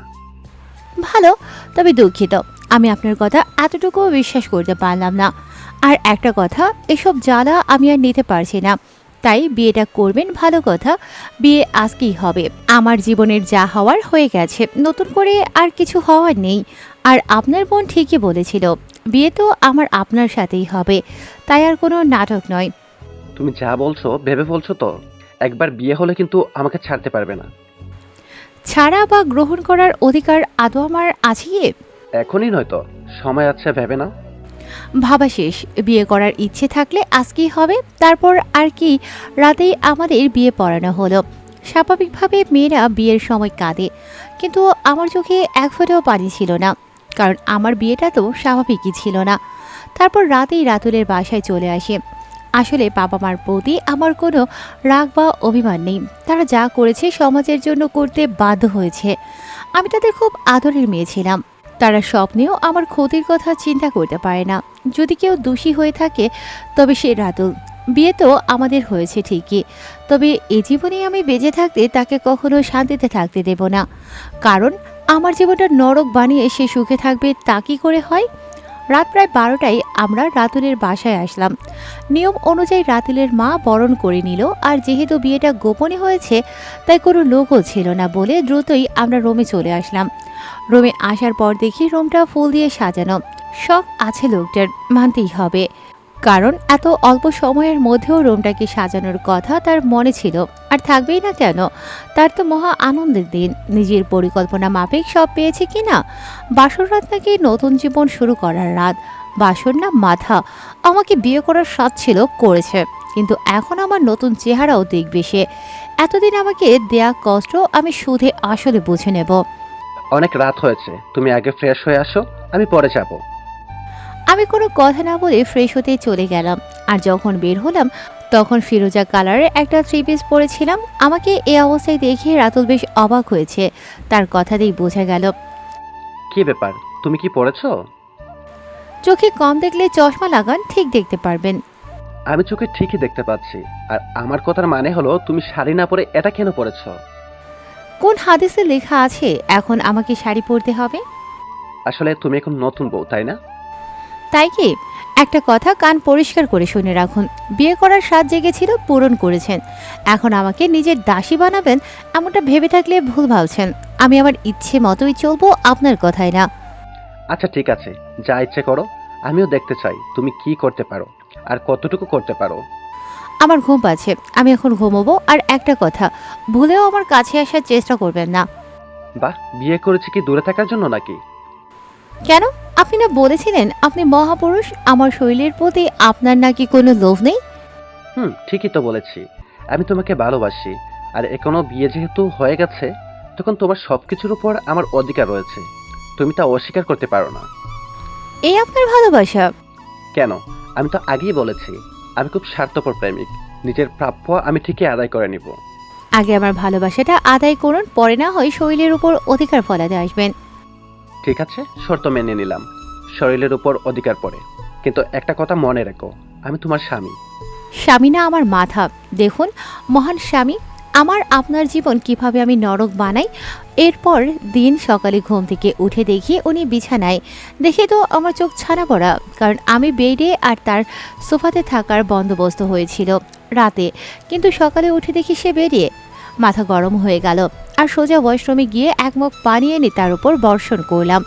এমনিতেই শীতের দিন, তার উপর ঠান্ডা পানিতে গোসল করে উনি মহা আনন্দে ঘুম থেকে উঠলেন আর শুয়ে থেকে চোখ না মেলেই বলতে শুরু করলেন, কার এত বড় সাহস আমার উপর এত ঠান্ডা পানি ঢালে? আর কার এত সাহস হবে জনাব, আপনার তথাকথিত বউ ছাড়া? দয়া করে এবার চোখ মেলে তাকান, নাকি আরও এক মুখ হয়ে যাবে। এই না না, এমন কেন করছো? তুমি জানো না আমার এত সকালে ঘুম ভাঙে না? তাই নাকি?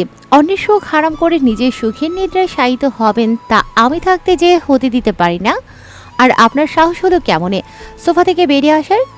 নিজের বেডে আসতে আবার তোমার অনুমতি লাগবে নাকি? আর কি করব, রাতে ঠান্ডা লাগছিল তাই। তাই নাকি? ঠান্ডা লাগছিল, তা কম্বল নিয়ে শুতে পারলেন না? এই রুমে একটাই কম্বল ছিল তাই। একদম কাছে আসার বাহানা খুঁজবেন না। আর নিজের শর্তের কথা মনে আছে? বেশ মনে আছে। আর তোমার কাছে যাওয়ার জন্য আমার কোনো বাহানার দরকার নেই। আমি চাইলেই কি?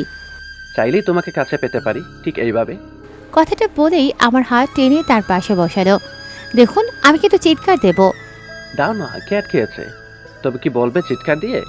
যা সত্যি তাই বলবো আপনি আমার সাথে অসভ্যতা করছেন। আমি কিন্তু এখন কিছুই করিনি, বরং তুমি আমার আরামের ঘুমটা হারাম করেছ। এখন বলেছো সেহেতু কিছু অসভ্যতা করাই চায়, কি বলো? একদম কাছে আসবেন না বলে কোনো রকমে নিজেকে ছাড়িয়ে নিলাম। এরপর একটি করে দিন অতিবাহিত হচ্ছিল ঠিকই, তবে আমার জন্য তা বছরের ন্যায় ছিল। নামে মাত্র বিয়েটা আমাদের হয়েছিল, কিন্তু আমি কিছুতেই মেনে নিতে পারছিলাম না। আর আমি রাতুলকে জ্বালানোর জন্য প্রতিদিন কিছু না কিছু নতুন করে যাচ্ছিলাম, কিন্তু এই লোকের তো কোনো অনুভূতিই ছিল না। যেমন সে চায়ে চিনি আধা চামচ খায়, আমি 4 চামচ করে নিয়ে দিলে অনায়াসে খেয়ে নিত, কিছুই বলতো না। তার পছন্দের শোপিস ভাঙলাম, তবুও চুপ।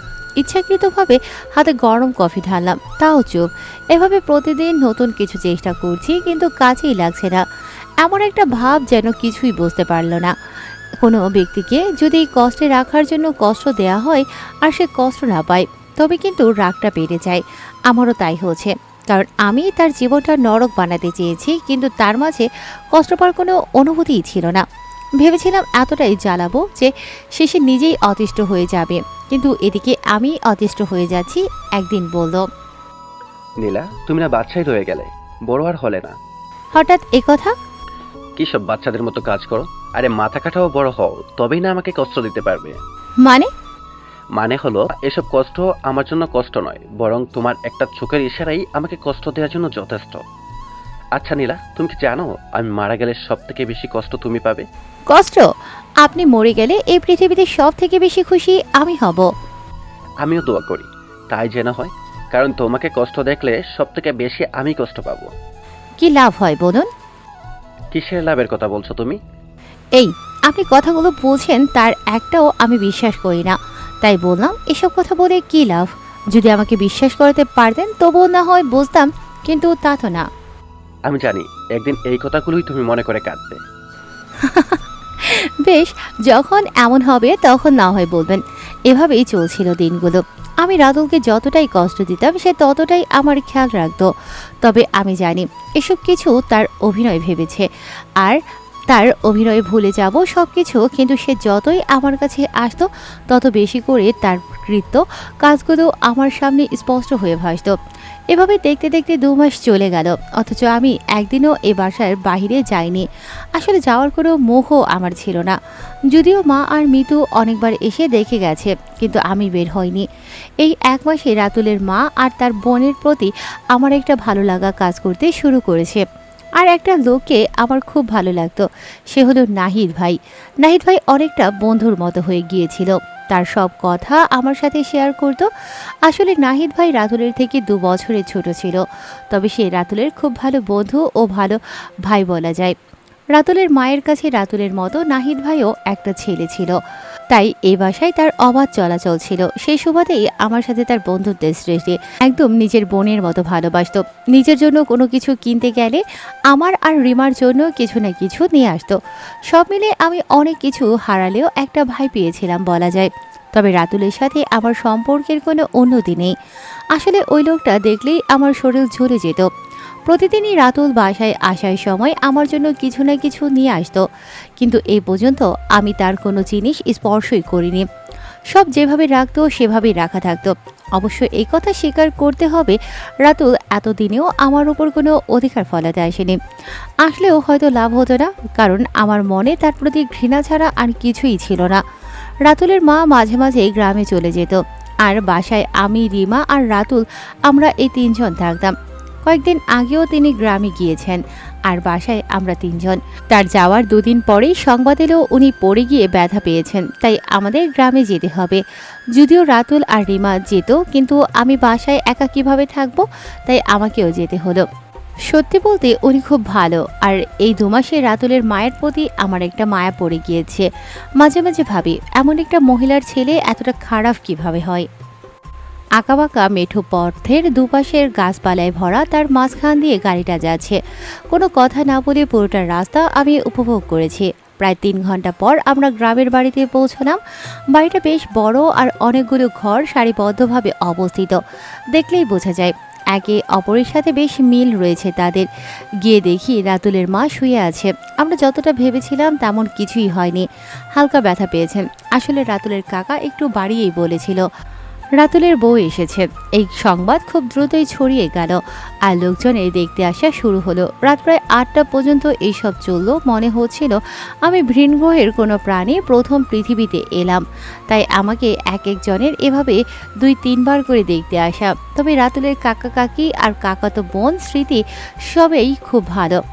রাতের খাবারের সময় রাতুলের মা বলল এসেছি যখন কয়েকদিন থেকে যেতে, আর রাতুলকে বলল আমাকে গ্রামটা দেখাতে। আমি ইচ্ছাকৃতভাবেই রিমার আর স্মৃতির ওখানে শুয়ে ঘুমিয়ে পড়লাম। আসলে এখানে রুমগুলোতে একটা করেই খাট ছিল, আর আলাদা কোনো ব্যবস্থা ছিল না থাকার। রাতুল আর আমাকে একই খাটে ঘুমোতে হতো, যা আমার দ্বারা সম্ভব ছিল না। যদিও আমাদের বিয়ের 2 মাস কেটে গেছে, তবুও আমাদের মাঝে দূরত্বটা এখনও আছে। খুব সকালে ঘুম ভাঙল, তাকিয়ে দেখি আমি আর রাতুল এক খাটে, আর রাতুল আমার হাতটা ধরে আছে। আমার মাথায় আসে না আমি এখানে রাতুলের সাথে কিভাবে। আমি তো রিমা আর স্মৃতির রুমে ইচ্ছে করেই আগে ঘুমিয়ে পড়েছিলাম। তবে আমার রুমটা ঠিকই আছে, কিন্তু রাতুল এখানে কিভাবে। অন্য সময় হলে রাগে উল্টাপাল্টা কিছু একটা করে বসতাম রাতুলকে কষ্ট দেওয়ার জন্য, কিন্তু আজ কেন জানি তেমন কিছু করতে পারছি না। রাতুলের ঘুমন্ত চেহারা এত কাছ থেকে এভাবে আগে কখনো দেখা হয়নি। কাউকে মারতে যার এতটুকু দ্বিধা হয় না, তার চেহারা এত স্নিগ্ধ হয় কিভাবে। আমি এসব কি ভাবছি। এই লোকটার প্রতি আমার কোনো অনুভূতি কাজ করার প্রশ্নই আসে না, আর এত সহজে আমি তার কৃত কাজগুলো কিভাবে ভুলে যাচ্ছি। তবে কি রাতুলের প্রতি আমার কোনো নতুন অনুভূতির সৃষ্টি হচ্ছে? অসম্ভব। এসব আজেবাজে চিন্তা না করাই ভালো। দ্রুত রাতুলের হাত থেকে আমার হাতটা ছাড়িয়ে উঠতে যাব, ঠিক তখনই আমার নড়ায় রাতুলের ঘুম ভেঙে গেল। অবাক হয়ে বলল, কি হয়েছে? আসলে সে হয়তো ভেবেছে কিছু হয়েছে, তাই আমি তাকে নাড়া দিয়েছি। আসলে সে যে আমার হাতটা ধরেছিল আর ওটা ছাড়াতে গিয়ে নাড়া লেগেছে তা সে বুঝতে পারেনি। আপনি এখানে কেন? আমি তো সরি, আসলে কাল রাতে সবাই। থাক, আর বলার দরকার নেই। তুমি ফ্রেশ হও, তারপর আমরা বের হব। বের হব মানে? কাল রাতে মা বললো না তোমাকে গ্রামটা দেখাতে, তাই আজ তোমাকে গ্রাম দেখাতে নিয়ে যাব। এত সকালে আমি যাব না, কিছু দেখা যাচ্ছে না। পরে কোনো বিপদ হলে বাঁচানোর কেউ থাকবে না। চিন্তা নেই, আমি থাকতে তোমাদেরকে কেউ হাত বাড়াতে পারবে না। আমি একা আপনার সাথে যাব না রিমা, স্মৃতি ওদেরকে নিয়ে যাব। ওরা যাবে না আমাদের সাথে। কেন যাব না? তা বোঝার জন্য তুমি এখনো ছোট। যাও, দেখবে ভালোই লাগবে। আর এতটাও খারাপ আমি না, তাই ভয় পাওয়ার কিছু নেই। রাতুল ঠিকই বলেছিল, রিমা আর স্মৃতি কেউ আমাদের সাথে আসেনি, তাই আমরা দুজনেই বের হই গ্রাম দেখতে। দুজন পাশাপাশি হাঁটছি, আসলে খারাপ লাগছে না। শীতের সকালে সবুজ ঘাসের উপর বিন্দু বিন্দু শিশির কণা জমা হয়ে আছে। আহ, কি ভালোই না লাগছে এই শিশিরে ভেজা সবুজ ঘাসের উপর দিয়ে খালি পায়ে হাঁটতে। অন্যরকম একটা অনুভূতি কাজ করছে আজ। এটা একটা আলাদা অনুভূতি যা এর আগে কখনোই হয়নি। চারিদিকে সবুজ ঘাসগুলোর উপর শিশিরে হালকা পানি ঘাসগুলোকে আরও বেশি সতেজ করে তুলেছে। খালি পায়ে এই ঘাসের উপর হাঁটার সময় শিশিরের এক বিন্দু বিন্দু পানিতে পা ধুয়ে যাচ্ছে। চারপাশের হালকা কুয়াশায় সব সাদা দেখা যাচ্ছে। আজ তার দৃষ্টিতে অন্য এক আমাকে আবিষ্কার করেছে। কি দেখছে ওই এমন করে আমার দিকে জানি না, তবে সে এক অদ্ভুত চাহনি। সে চাহনিতে কেমন যেন নেশা লেগে যায়। না, বেশিক্ষণ তাকিয়ে থাকলে হয়তো আমি সেই নেশায় মগ্ন হয়ে কোনো এক অতলে হারিয়ে যাব, আর যেখান থেকে নিজেকে খুঁজে পাওয়ার কোনো কিনারাও হয়তো খুঁজে পাবো না। তার চোখ দেখে মনে হচ্ছে সে আমাকে অনেক কিছু বলতে চাচ্ছে।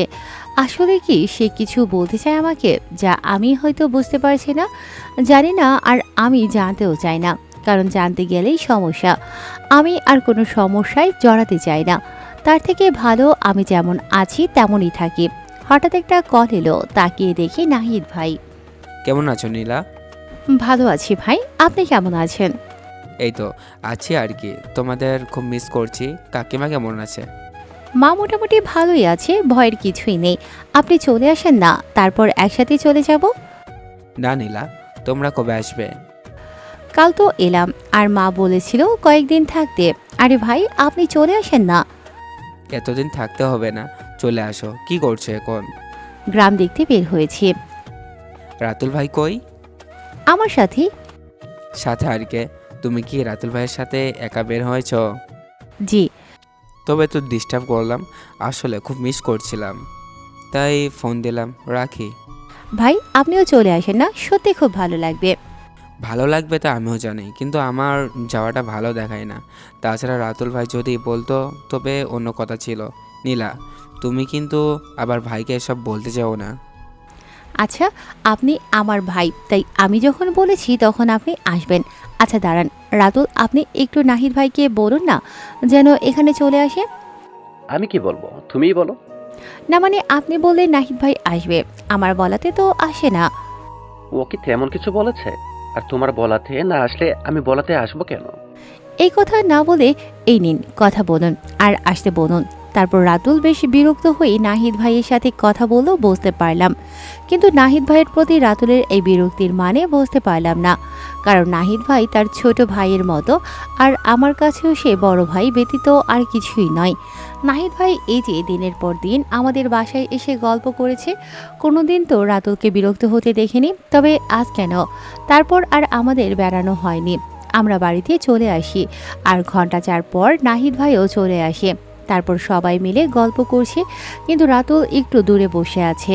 সবাই গল্প করছে, এমন সময় রাতুলের ফুপু আর ফুপোতো বোন দিয়া এলো। দুজনেই খুব অদ্ভুত, কারণ দুজনের কেউই আমার সাথে ভালোভাবে কথা বলেনি। বিকেলে আমি আর নাহিদ ভাই বারান্দায় বসে গল্প করছিলাম। হঠাৎ দেখি দিয়া রাতুলের হাত ধরে পুকুর পাড়ে নিয়ে যাচ্ছে।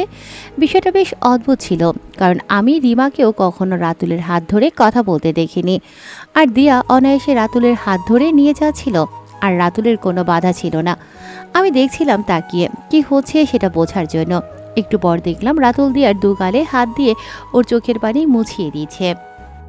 আরে নীলা, আমি গল্প করে যাচ্ছি, তুমি সেই কখন থেকে এদিক ওদিক তাকিয়ে আছো, কি দেখছো? আরে রাতুল আর দিয়াও না, কিন্তু ওখানে কি করছে? ভাই কিছু কি কম দেখেন? দেখতে তো পাচ্ছেন কি সুন্দর রোম্যান্স চলছে। আরে তুমি যা ভাবছো ওসব কিছু না, দিয়া কাঁদছে মনে হয়, তাই ভাই। আমি ছোট, তাই বলে এতটাও ছোট না যে কি চলছে তা দেখতে পারবো না। আর তাদের মাঝে কোনো ভাই বোনের সম্পর্ক চলছে না, কারণ রিমাকে কখনো আমি রাতুলের হাত ধরে টানতে দেখিনি। তার যদি দিয়াকেই এত ভালো লাগে, তবে ওরে বিয়ে না করে আমার সাথে এত নাটক কেন করলো?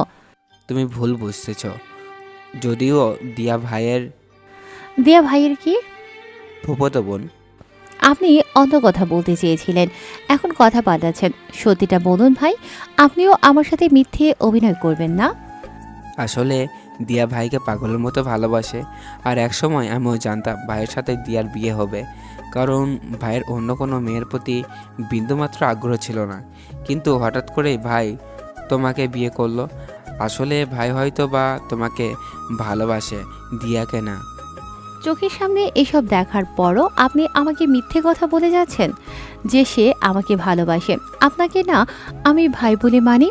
আচ্ছা ভাই, সত্যি করে একটা কথা বলবেন, সে যদি দিয়াকেই ভালোবাসে তবে আমার জীবনটা এভাবে নষ্ট কেন করলো? আমি তার কি ক্ষতি করেছিলাম? তোমার প্রশ্ন উত্তর আমার জানা নেই। কিন্তু আমি সব বুঝে গেছি। এর জন্যই ফুপু আর দিয়া আমার সাথে ঠিকভাবে কথা বলেনি। রাতে না খেয়ে শুয়ে পড়লাম।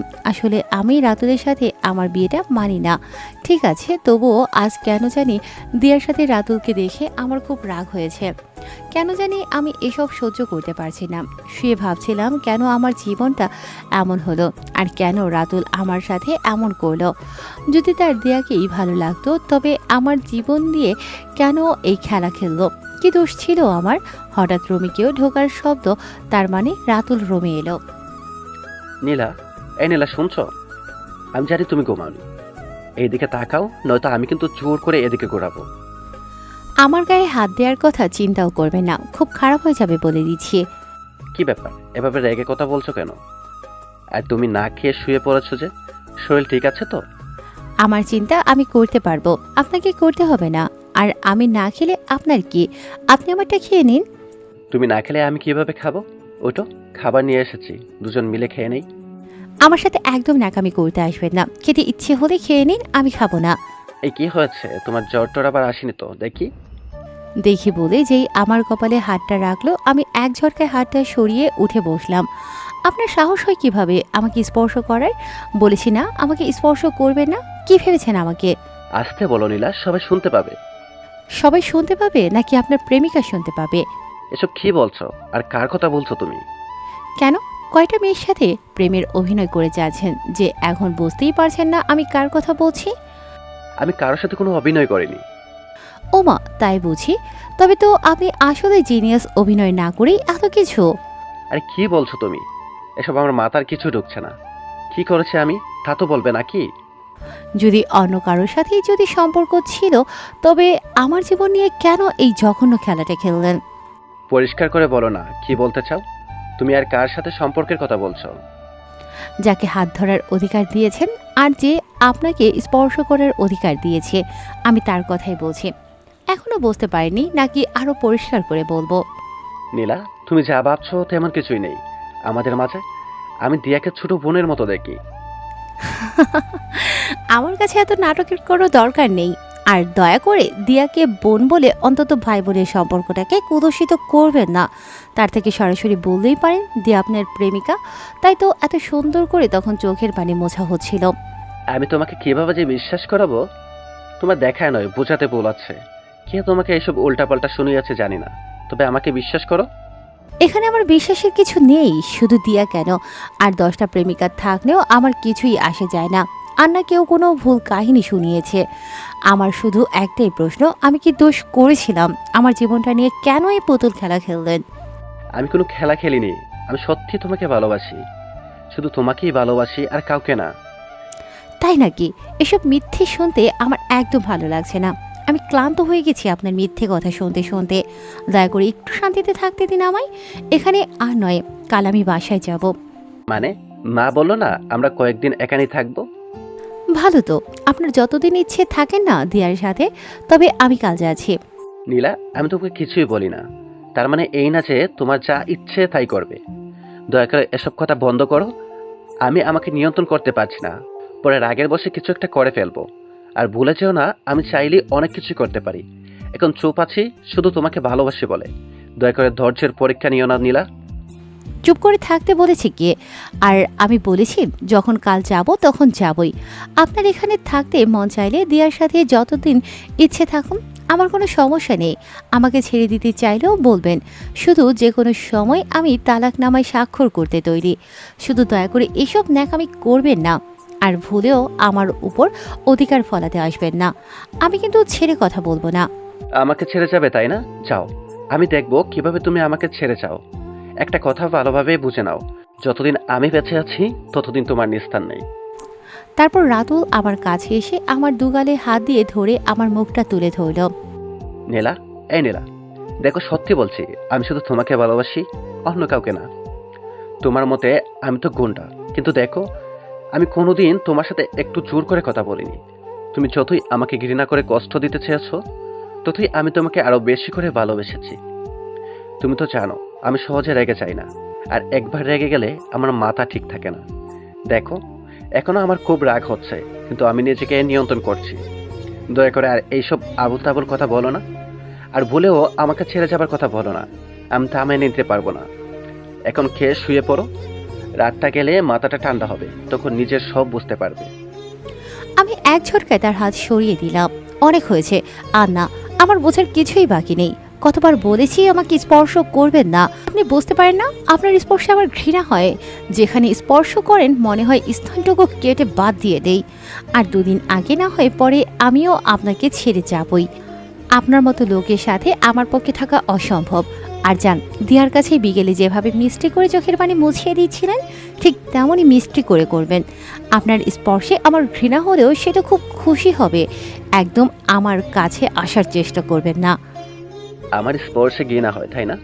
কেটে ফেলতে ইচ্ছে হয় তাই না? দুদিন আগে না হয় পরে ছেড়ে যাবে আমায় তাই না? আজ আমি তাই করব, যা এতদিন করিনি।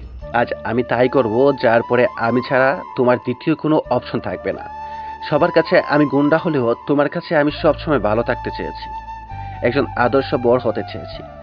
তোমার দেয়া সব কষ্ট আমি তোমার ছেলে মানুষই বলে ভুলে গেছি। আজকেও বারবার বলছি আমি কোনো ভুল করিনি, আর না কোনো মিথ্যা তোমায় বলেছি। দয়া করে আমায় রাগিও না। কিন্তু না, আজ আমি তোমার শরীরের প্রতিটা অংশে স্পর্শ করব। দেখব তুমি কিভাবে আমায় ঘৃণা করো। তোমার শর্ত মতেই ভেবেছিলাম তোমার ভালোবাসা পেয়ে তোমার ইচ্ছাতেই আমি তোমাকে আপন করে নিব, কিন্তু তুমি বললে তুমি আমাকে ছেড়ে যাবে। আজকের পর দেখব কিভাবে আমায় ছেড়ে যাও তুমি। এখন তাই হবে, যা হয়তো হওয়ার উচিত ছিল না, কিন্তু তুমি আমাকে তা করতে বাধ্য করলে। রাতুল এক পা করে আমার কাছে আসছিল, আর আমি পিছনে যাচ্ছিলাম। একসময় আমি বিছানায় পড়ে গেলাম, আর রাতুল ঠিক আমার পাশে এসে শুয়ে পড়ল। আমি কখনোই ভাবিনি রাতুল এমন করতে পারে। আসলে রাতুল গুন্ডা হলেও এই 2 মাসে তার প্রতি আমার কিছুটা হলেও ভরসা জন্মেছিল। কিন্তু এখন আমার কাছে আসবেন না রাতুল, এটা ঠিক না। আজ কোনো ঠিক বলার বিচার হবে না, আজ শুধু। রাতুল কোনো কথা না বলে আমার 2 হাত তার 2 হাত দিয়ে ধরে আমার ঠোঁটে তার ঠোঁট মেলালো। রাতুল যখন ক্ষুধার্ত বাঘের ন্যায় আমার ঠোঁটের মধুর সন্ধানে ব্যস্ত, আমি তখন তাকে আমার থেকে দূরে সরানোর চেষ্টায় ব্যস্ত। কিন্তু রাতুলের পুরুষালী শক্তির কাছে আমি পরাজিত হলাম। অনেকটা সময় পর রাতুল আমার ঠোঁট হতে তার ঠোঁট আলাদা করল। এতটা গভীরভাবে রাতুল আমার ঠোঁট দখল করেছিল যে আমার দম বন্ধ হওয়ার উপক্রম হয়েছিল।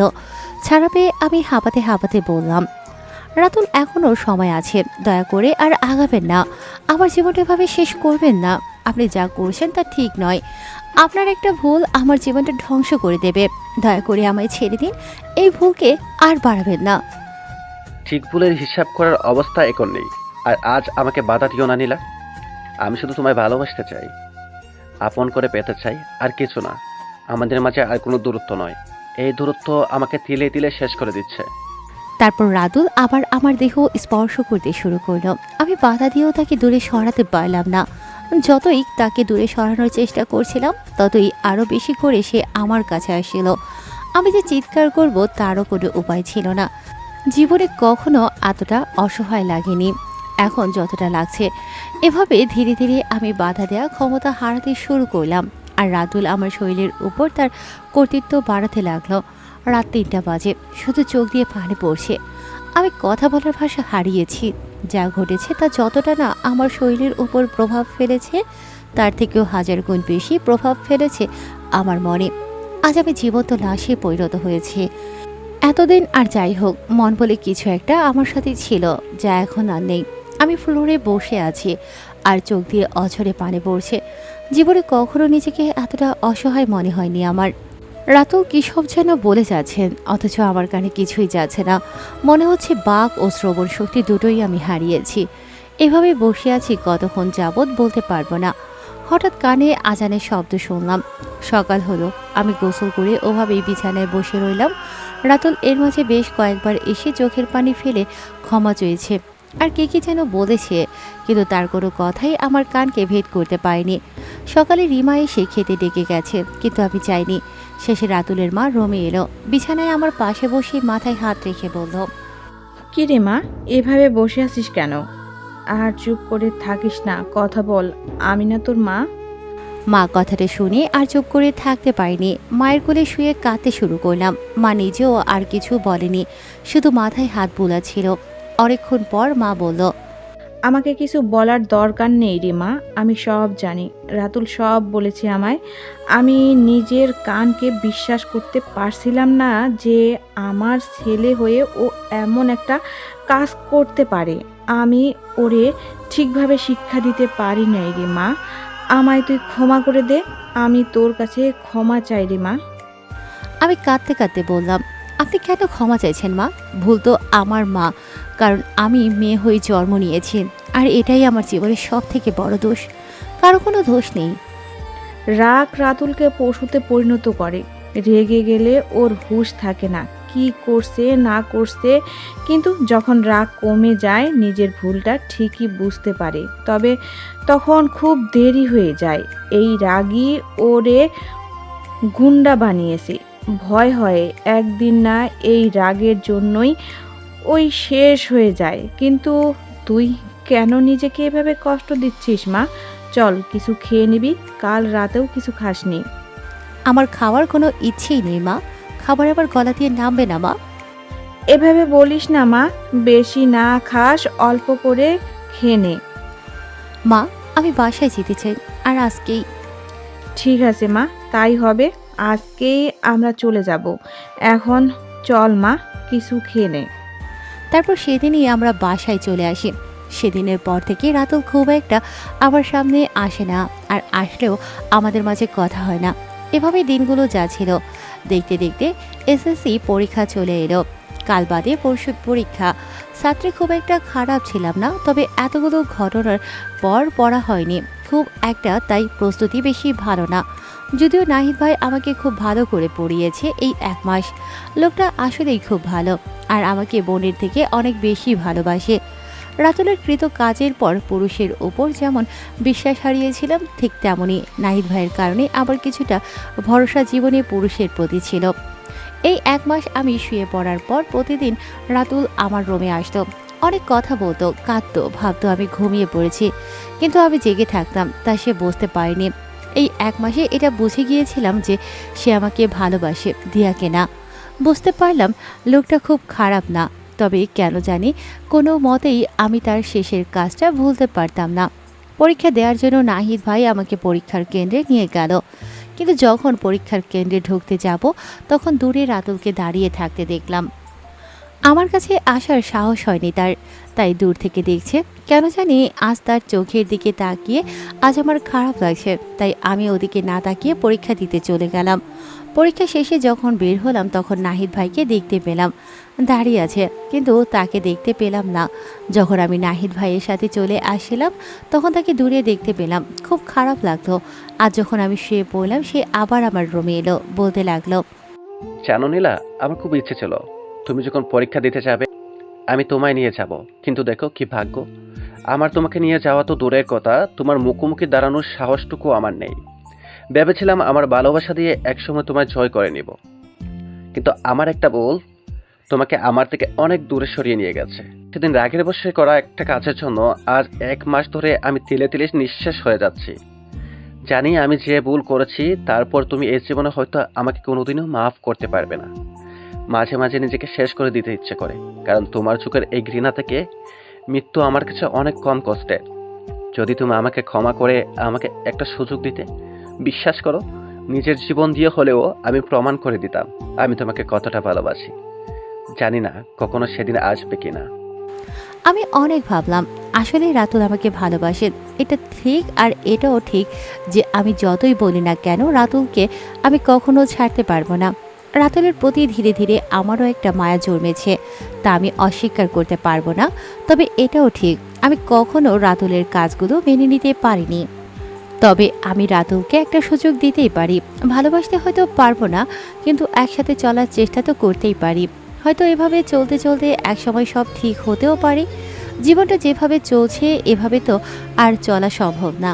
রাতুল যখন তার কথাগুলো বলে কাঁদতে কাঁদতে চলে যাচ্ছিল, ঠিক তখনই আমি তার হাতটা ধরলাম। রাতুল বেশ অবাক হয়ে পেছনে তাকালো। তুমি ঘুমাওনি? সরি, আমি। আজ আমাকে কিছু সত্যি কথা বলবেন? বলো, কি জানতে চাও? বসেন বলছি। সত্যি কি ভালোবাসেন আমায়? নিজের থেকেও বেশি। কিন্তু আমি তো আপনাকে একটুও ভালোবাসি না, আর কখনো ভালোবাসতে পারবো কি না তাও জানি না। এসব জেনেও কি আপনি আমার সাথে থাকতে চান? চাই, কারণ আমি জানি একদিন তুমি আমাকে ঠিক ভালোবাসবে। আমি সেদিনের অপেক্ষাতেই বছরের পর বছর এভাবে থাকতে রাজি। তাই বুঝি সেদিন? আমি জানি নীলা, সেদিন আমি যা করেছি তা পাপ। তুমি আমার স্ত্রী হলেও তা করার অধিকার আমার ছিল না, কিন্তু সেদিন রাগের বশে কাজটা করেছি ঠিকই, কিন্তু আজ পর্যন্ত আমি নিজেকে ক্ষমা করতে পারিনি।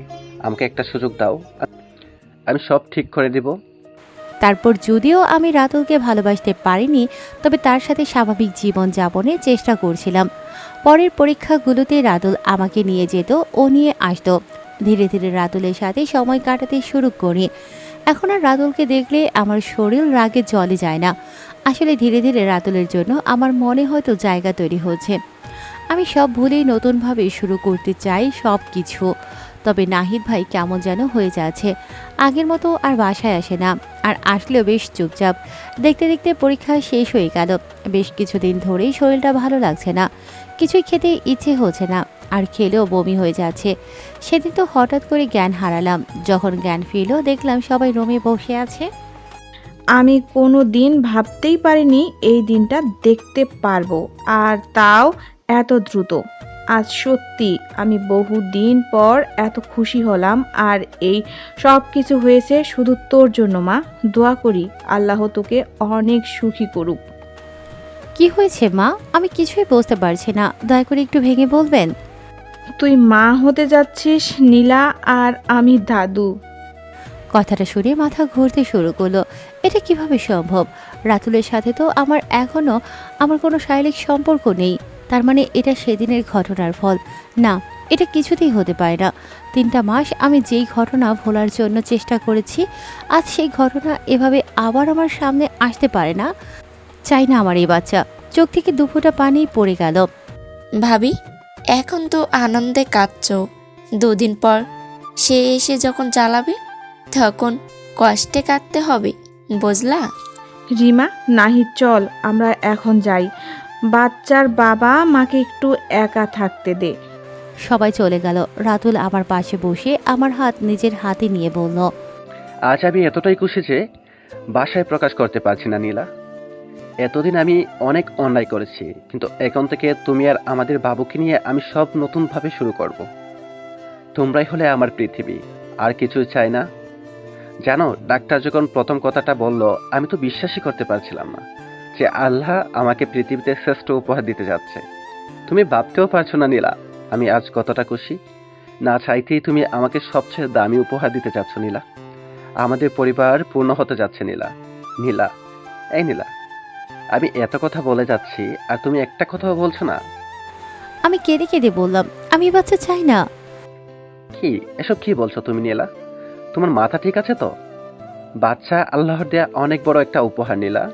উনি আমাদের আজ সেই উপহারই দিতে যাচ্ছেন, আর তুমি বলছো এই বাচ্চা তুমি চাও না? কেন নীলা, কেন? কেন কেন জানেন না আপনি? সব ভুলে গেছেন? আপনার মতো আমিও সব ভুলে যেতে চেয়েছিলাম, কিন্তু এই বাচ্চা আবার সব মনে করিয়ে দিল। এই বাচ্চা আপনার সেই ধর্ষণের প্রমাণ, যা আমি প্রতিনিয়ত ভুলে থাকার চেষ্টা করেছি। নিজের স্বামীর কাছে ধর্ষিত হওয়ার ফল এই সন্তান। এই থাকলে প্রতিনিয়ত আমার মনে সেদিনের ঘটনা সতেজ হয়ে উঠবে। তাই আমি এই বাচ্চা চাই না। এসব তুমি কি বলছো নীলা? আমি স্বীকার করি তোমার অমতে আমার সেদিন আগানো ঠিক হয়নি, কিন্তু তাতে এই বাচ্চার কি দোষ? সে তো কোনো অন্যায় করেনি। অন্যায় করেছে আমি।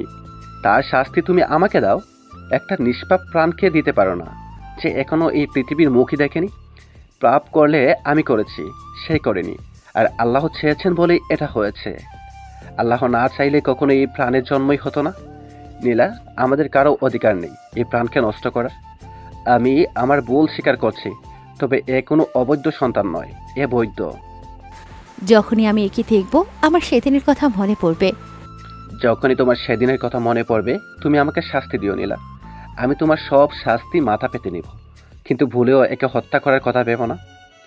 এর পরের দিনগুলো অতিবাহিত হচ্ছিল ঠিকই, কিন্তু আমার কাছে তা অনাকাঙ্ক্ষিত। যখনই আমি নিজেকে আয়নায় দেখতাম আমার সেদিনের কথা মনে হতো। তবে ধীরে ধীরে আমার মাঝে মাতৃত্ব জেগে উঠল। ভাবতাম আসলে তো এই বাচ্চার তো কোনো দোষ নেই, আমার কোনো অধিকার নেই একে হত্যা করার, কারণ স্বয়ং আল্লাহর ইচ্ছেতেই এসব হয়েছে। পরিবারের সবাই মিলে আমার অনেক খেয়াল রাখতো। রাতুল যতক্ষণ বাসায় থাকতো ততক্ষণ পানিটা পর্যন্ত ভরে খেতে দিত না। বলতো যা লাগবে শুধু আমায় বলবে। যাওয়ার আগেই সব হাতের কাছে পেয়ে যেতাম। রাতুল ওইসব মারামারি ছেড়ে নিজের ব্যবসা আর পরিবারের প্রতি মনোনিবেশ করল। তবে নাহিদ ভাই খুব একটা আসতো না। বলতে গেলে আমার মা হওয়ার সংবাদটা শোনার পর মাত্র 2 দিন এসেছিল, তবুও অনেক দরকারে পড়ে। দেখতে দেখতে আমার 7 মাস চলছে। আজকাল কোনো কাজই আমি করতে পারি না, তবে আমাকে করতেও হয় না। পরীক্ষা করে সেদিন জানতে পারলাম আমার পেটে একটা না 2টো বাচ্চা। সেদিন তো রাতুল পুরো হাসপাতালকেই মিষ্টি খাইয়েছিল।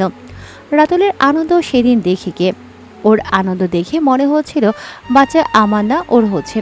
বাচ্চা নিয়ে ওর পাগলামি দেখে আমার খুব হাসি পেত। আমাকে এভাবে উপদেশ দিত যে মনে হতো পৃথিবীতে আমিই প্রথম মা হতে যাচ্ছি। আমার যাতে খারাপ না লাগে তাই আমার মাকে এনে বাসায় রাখা হলো। মা বলেছিল আমাকে ওই বাসায় নিয়ে যাবে। রাতুল সোজা না বলে দিল। এমন একটা ভাব যেন আমি আমার বাবার বাসায় গেলে তারা আমার কোনো যত্নই নেবে না। যাই হোক, সব মিলে বহুদিন পর নিজেকে খুব সুখী লাগছে। রাতুলের কৃত সব কাজ আমি ভুলে গিয়েছিলাম। আর ওই এখন আসলে একজন আদর্শ ছেলে, স্বামী, বাবা আর ভাই হয়ে উঠেছিল। সব মিলে সবাই খুব ভালো কাটাচ্ছিল দিনগুলো। আমার 8 মাস চলছে। একটা মাস পরেই আমার আর রাতুলের 2 সন্তান এই পৃথিবীতে আসবে। সেদিন নাহিদ ভাই বাসায় এলো। একই হাল হয়েছে তার। চোখের নিচে কালি, শরীরের হাড় বের হয়ে গেছে, ফর্সার রং শ্যামলা হয়ে গেছে। দেখলেই বোঝা যায় এই কয়েক মাস তার কেমন কেটেছে। কতদিন পর এসেছে বাসায় সে। বাসায় এখন আমি আর মা আছি। মা গোসল করছে, তাই আমি বসে অনেকক্ষণ গল্প করলাম তার সাথে। কিন্তু নাহিদ ভাইকে কেমন অন্যমনস্ক লাগছে। কিছুক্ষণ পরে নাহিদ ভাই আমাকে বলল, 1 গ্লাস পানি খেতে পারো নীলা? যদিও জানি তুমি কোনো কাজ করো না।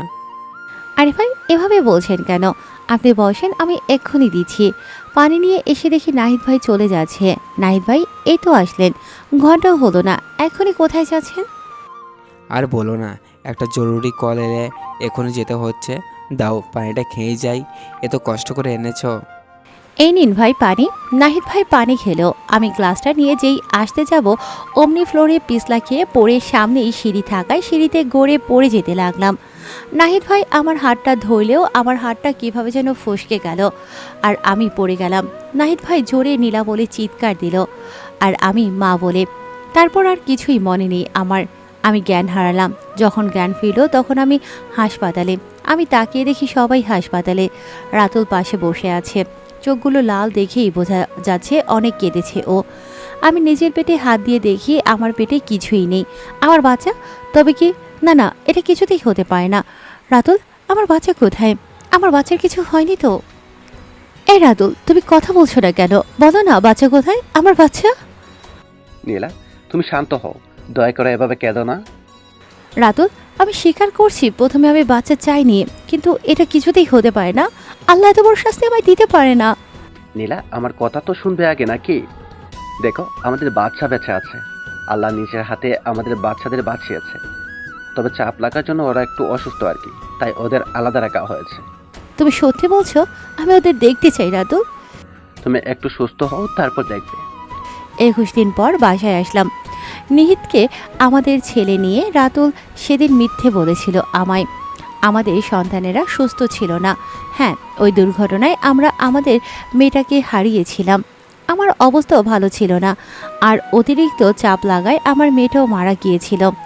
অনেক কষ্টে ডাক্তার আমাদের ছেলেটাকে বাঁচাতে পেরেছিল। ওই দুর্ঘটনায় আমি ভেঙে পড়েছিলাম। যখনই আমি নিহিতকে দেখতাম তখনই নীরাকে রাতুলের আমাদের মেয়েটার নাম নীরা ঠিক করে রেখেছিল। হারানোর ব্যথা আমাকে আরও বেশি করে ঘিরে ধরত। নিহিতকে আমি এক মুহূর্তের জন্য নিজের থেকে আলাদা করতাম না। অন্য কেউ কোলে নিয়ে একটু চোখের আড়ালে গেলেই মনে হতো এই বুঝি হারিয়ে গেল। খাওয়া ঘুম কিছুই ঠিকমতো করতাম না, সারাক্ষণ শুধু নিহিতকে নিয়েই পড়ে থাকতাম। দেখতে দেখতে 3 মাস হয়ে গেল। নিহিতের আর আমিও ধীরে ধীরে কিছুটা স্বাভাবিক হলাম। এই 3টা মাস রাতুলও ছায়ার মতো আমার পাশে ছিল। নাহিদ ভাই বাসায় একেবারেই আসতো না। সে নিজেকে দোষী ভাবত। কতবার বলেছি, ভাই ভাগ্যে ছিল, এটা আমার, তাই হয়েছে, এতে আপনার কোনো দোষ নেই। নিহিতকেও কোলে নেয়নি, বলেছে, নীলা আমার কাছে নিয়ে এসো না, তবে এরও ক্ষতি হয়ে যাবে। এই 3 মাসে আমরাও কেউ বুঝতে পারলাম না সেদিন সিঁড়ির পাশে তেল কোথা থেকে এসেছিল, যার ফলে ওই দুর্ঘটনা ঘটেছে। দিনগুলো কেটে যাচ্ছিল। তবে রাতুল গ্রুপ থেকে রাতুল চলে আসার পর ওই গ্রুপের লিডার নাহিদ ভাই হয়। এখন রাতুল এসবে জড়িত না থাকলেও এসব তার পিছু ছাড়েনি। একের পর এক সমস্যা হয়েই যাচ্ছিল। 3বার রাতুলের উপর অ্যাটাক হয়, আর 3বারই কোনো রকমে রাতুল বেঁচে যায়। নাহিদ ভাইয়ের সাথে কথা বলে সে বলেছিল এটা বিরোধী গ্রুপের কাজ। আসলে অপরাধ জগতে একবার পা রাখলে সেখান থেকে ফিরে আসার কথা ভাবাও কঠিন। আর এখানে তো রাতুল আমাকে আর নিহিতকে নিয়ে স্বাভাবিক জীবন যাপন করতে চাইতেছে। আসলে রাতুল সত্যিকারেই ভালো হতে চেয়েছে, তাই তো সব কিছু ছেড়ে শুধু আমাদের নিয়েই বাঁচতে যাচ্ছে। এভাবে যাচ্ছিল দিনগুলো। একসময় পড়াশোনা করে বড় চাকরির ইচ্ছে থাকলেও এখন আমি রাতুল আর নিহিতকে নিয়েই বেঁচে আছি। সব মিলে ভালোই আছে, কারণ এখন এরাই আমার সব কিছু। আর মাত্র কয়েকটা দিন, তারপর নিহিতের 5 মাস পূর্ণ হবে। দেখতে দেখতে সময়গুলো কিভাবে যেন পার হয়ে যাচ্ছে বোঝাই যাচ্ছে না। সবাইকে নিয়ে বেশ ভালোই আছি। রাতুলের পৃথিবী বলতে এখন শুধু ওর মা, বোন, আমি আর নিহিত। রাতুল ঠিকই বলেছিল, একদিন আমি ওকে খুব ভালোবাসবো। এখন আসলে রাতুল আর নিহিতকে আমি নিজের থেকেও বেশি ভালোবাসি। রাত 10টা বেজে গেল, অথচ রাতুল এখনো আসে না। এত দেরি ওর হয় না, আর দেরি হলেও ওই কল করে জানিয়ে দেয়। অথচ আজ আমি ফোন দিচ্ছি কিন্তু ওর ফোন বন্ধ, তাই বেশি চিন্তা হচ্ছে। রাত 11টা বাজে, আমি নিহিতকে খাওয়াচ্ছিলাম। হঠাৎ ফোন এলো, গিয়ে দেখি নতুন একটা নাম্বার, তাই রিসিভ করিনি। ওই নাম্বার থেকে পরপর 4বার কল আসলো, দেখে আমি রিসিভ করলাম। হ্যালো, কে বলছেন? আপনি কি নীলা বলছেন? জি, আপনি কে? আমাকে চিনবেন না। আপনি এক্ষুনি একবার সিটি হসপিটালে চলে আসুন। আসলে রাতুল। কি হয়েছে রাতুলের? কি ব্যাপার, আপনি বলছেন না কেন? কি হয়েছে রাতুলের? ওই ঠিক আছে তো? আসলে একটা অ্যাক্সিডেন্ট হয়েছে। প্লিজ আপনি চলে আসুন যত দ্রুত পারেন। লোকটা ফোন কেটে দিল, আর আমি নিজের কানকে বিশ্বাস করতে পারছিলাম না। আল্লাহ জানে রাতুল এখন কেমন আছে। আমি, রিমা আর মা হাসপাতালে গেলাম। যার পথে নীরব ভাইকে ফোন দিলাম, কারণ আমরা 3 জনেই মহিলা, তাই একজন পুরুষের দরকার। হাসপাতালে গিয়ে ওই নাম্বারে ফোন দিতেই একটা লোক এলো। দেখে বুঝলাম লোকটা ডক্টর। রাতুলের কথা জানতে চাইলে লোকটা বলল অপারেশন চলছে। লোকটা আরও জানালো রাতুলকে কিছু লোক খুব আহত অবস্থায় হাসপাতালে নিয়ে আসে। বাকি ডাক্তার রাতুলের পূর্ব পরিচিত থাকায় আমার নাম্বার সংগ্রহ করতে বেশি সমস্যা হয়নি। মাথায় আঘাত পাওয়ার তার অপারেশন করা হচ্ছে। এখন রাতুল কেমন আছে আমি জানতে চাইলে লোকটা বলল অপারেশন করার পর জ্ঞান ফিরলে বলা যাবে। এর আগে কিছু বলা যাচ্ছে না। 4র্থবারের মতো রাতুলের উপর আক্রমণ করা হলো এটা, আর রাতুলকে মেরে ফেলাই তাদের উদ্দেশ্য ছিল। আমরা যাওয়ার প্রায় 2 ঘন্টা পর রাতুলের অপারেশন শেষ হলো। ততক্ষণে বাবা আর নীরব ভাই দুজনেই চলে এসেছে। ডক্টর বলল অপারেশন সফল হয়েছে, তবে রাতুলের জ্ঞান ফিরলে বোঝা যাবে। 2 ঘন্টা পর রাতুলের জ্ঞান ফিরল। নার্স এসে বলল, উনি এখন ঠিক আছেন। নীলাকে আপনি ভেতরে যান, উনি আপনাকে ডাকছেন। খেয়াল রাখবেন উনি যেন বেশি কথা না বলেন, আর ওনাকে উত্তেজিত করবেন না বা এমন কিছু বলবেন না। আমি নিহিতকে কোলে নিয়ে ভেতরে ঢুকলাম আর রাতুলের পাশে গিয়ে বসলাম। রাতুলের মাথা ব্যান্ডেজ করা, আমি পাশে বসলাম আর নিহিতকে ওর পাশে শুইয়ে দিলাম। রাতুল একটা হাত অনেক কষ্টে তুলে নিহিতের মাথায় রাখলো। রাতুলের চোখ দিয়ে পানি পড়ছে। সত্যি বলতে এই দৃশ্য দেখে আমারও বুকটা ফেটে যাচ্ছে, কিন্তু রাতুলের সামনে আমার দুর্বল হলে চলবে না, শক্ত হতে হবে। আমি রাতুলের চোখের পানি মুছিয়ে দিয়ে বললাম, কাছো কেন তুমি? কিছুই হয়নি তোমার, দেখবে কয়েকদিনের মাঝেই একদম সুস্থ হয়ে যাবে। আমি ভেবেছিলাম আমি বুঝে আর বাঁচব না। ভুলেও এসব উল্টোপাল্টা কথা বলবে না আর একদম কাঁদবে না। কান্নাকাটি বাদ দিয়ে দ্রুত সুস্থ হও। নিহিতের সাথে খেলতে হবে না, জানোই তো তোমাকে ছাড়া ও একদম ভালো থাকে না। নিহিতের মা বুঝি ভালো থাকে? থাকে না তো, একদম ভালো থাকে না, তাই তো তোমাকে দ্রুত সুস্থ হতে হবে। নীলা জানো, আজ আমায় খেয়ে মেরে ফেলতে চেয়েছিল। কে? তাকে তুমি দেখেছো? দেখেছি, নাহিদ। কি? অসম্ভব, এটা কিভাবে হতে পারে? তুমি ঠিক দেখেছো? এটা নাহিদ ভাই ছিল? নীলা, ওটা নাহিদ ছিল। কতগুলো গুন্ডা দিয়ে মারার পর নিজে দেখতে এসেছিল আমি মরেছি কিনা। কি বলছো তুমি এসব? আর নাহিদ ভাই তো আমার ছোট ভাইয়ের মতো, আর আমাকেও সে বোনের মতো ভালোবাসে। সে কেন তোমাকে মেরে ফেলতে চাইবে? জানি না, আমি তো। রাতুল কথাটা শেষ করার আগে নার্স এসে বলল আর কথা না বলতে। আমি রাতুলের পাশে থাকতে চেয়েছিলাম, কিন্তু নার্স বের করে দিল। আমি বেরিয়ে সবাইকে সব খুলে বললাম। মা তো বিশ্বাসই করতে পারছিল না, বলছিল আমি কখনোই নাহিদ আর রাতুলের মাঝে পার্থক্য করিনি, আর নাহিদ কিভাবে করতে পারলো, এটা আর কেন করলো। মায়ের মতো আমারও একই প্রশ্ন ছিল, কিন্তু কোনো উত্তর ছিল না। আগে হলে নাহিদ ভাইকে জানাতাম রাতুলের দুর্ঘটনার ব্যাপারে, কিন্তু এখন তো আরও লুকিয়ে রাখতে হচ্ছে। আমরা বাসা পরিবর্তন করলাম, আর রাতুলের ব্যাপারে খুব ঘনিষ্ঠ ছাড়া কাউকে জানালাম না। ডক্টর শফিক আমাদের অনেক সাহায্য করলো। বলতে গেলে প্রায় 3টা মাস আমরা লুকিয়েছিলাম। লুকিয়ে থাকার কারণ হলো রাতুলকে বাঁচানো, কারণ রাতুল অসুস্থ ছিল, আর নাহিদ ভাই এখন নাহিদ গ্রুপের লিডার, অনেক ক্ষমতা তার। আর রাতুল অসুস্থ থাকায় ওরে সুস্থ করাটাই ছিল প্রধান লক্ষ্য। ও সুস্থ হলে পরে জানা যাবে নাহিদ ভাই কেন এমন করেছিল, আর কি এমন শত্রুতা ছিল আর তার রাতুলের সাথে। তবে আগে রাতুলকে সুস্থ করাই আসল। 4 মাসের পর রাতুল অনেকটা সুস্থ হলো। সেদিন আমি কিছু দরকারে আমার বাবার বাসায় গিয়েছিলাম, তখনই রাতুলের ফোন। হ্যাঁ বলো। নাহিদ আমাকে কল দিয়েছিল। সে তোমার নতুন নাম্বার কোথায় পেল? জানি না, আমি ওর সাথে দেখা করতে চাচ্ছি, অনেক হিসাব মেলানোর আছে। তোমার কি মাথা খারাপ হয়ে গেছে? ভুলে গেছো সে তোমাকে মেরে ফেলতে চেয়েছিল? সব মনে আছে, তাই তো যাচ্ছি দেখা করতে। তুমি একা চেয়েও না, আমিও যাব তোমার সাথে। দাঁড়াও, আমি আসছি। চিন্তা করো না, আমি আজ তৈরি হয়ে যাব। যে অস্ত্র আমি ছেড়ে দিয়েছিলাম আজ তার সাথে নিয়ে যাব। এভাবে লুকিয়ে থাকা সম্ভব নয়। আমি আমার নিহিতকে লুকিয়ে থাকতে নয়, স্বাধীনভাবে চলার পথ করে দিতে চাই। তুমি একা যেও না রাতুল, তোমার কিছু হলে আমি বাঁচবো কিভাবে? আর আমাদের নিহিতের কি হবে? চিন্তা করো না, আমার কিছুই হবে না। বলে যেও না, নদী মরে গেলেও নদীর যেমন দাগ থাকে ঠিক তেমনই আজও আমি যদি বন্দুক হাতে নিই, তার 5 জনে আমার কিছুই করতে পারবে না। তোমার বাসাতে আমি তো গ্যাংস্টার, দেব না এত সহজেই তোমার এই গ্যাংস্টারের কিছু হবে না। কোথায় যেতে বলেছে? পুরা বাড়িতে আমি যাচ্ছি, তুমি তোমার আর নিহিতের খেয়াল রেখো। যেও না রাতুল, কেন বুঝতে পারছো না এটা তার চাল? তোমার কিছু হলে? আরে তুমি একদম ভয় পেও না, আমার কিছুই হবে না। রাতুল আমার কোনো কথা না শুনে ফোনটা কেটে দিল। নিহিতকে মার কাছে রেখে আমিও পোড়া বাড়ির দিকে রওনা হলাম। রাতুল আগে একবার বলেছিল আমায় এই বাড়ির কথা, এটা ওদের এক সময় গোপন ডেরা ছিল। আসার সময় প্রতিটা মুহূর্ত ভেবেছি নাহিদ ভাই এমন কেন করলো। নিজের বোনের মতো ভালোবাসতো আমায়, আর আমিও তো তাকে নিজের ভাইয়ের থেকে বেশি ভালোবেসেছি। রাতুলের কাছেও নিজের আপন ভাইয়ের মতো ছিল, তবে কেন করলো এমন? আমি যখন পৌঁছালাম গিয়ে দেখি রাতুল আর নাহিদ ভাই দুজনের মাথায় বন্দুক ধরে রয়েছে। আমি খুব ভয় পেয়ে গেলাম। নাহিদ ভাই, দয়া করে গুলি করবেন না। বলুন না রাতুলের সাথে আপনার কি এমন হয়েছে যে আপনি ওর জান নেওয়ার জন্য উঠে পড়ে লেগেছেন? ও, তুমি এসেছো, ভালোই হয়েছে। আসো আসো, তোমার অপেক্ষায় ছিলাম।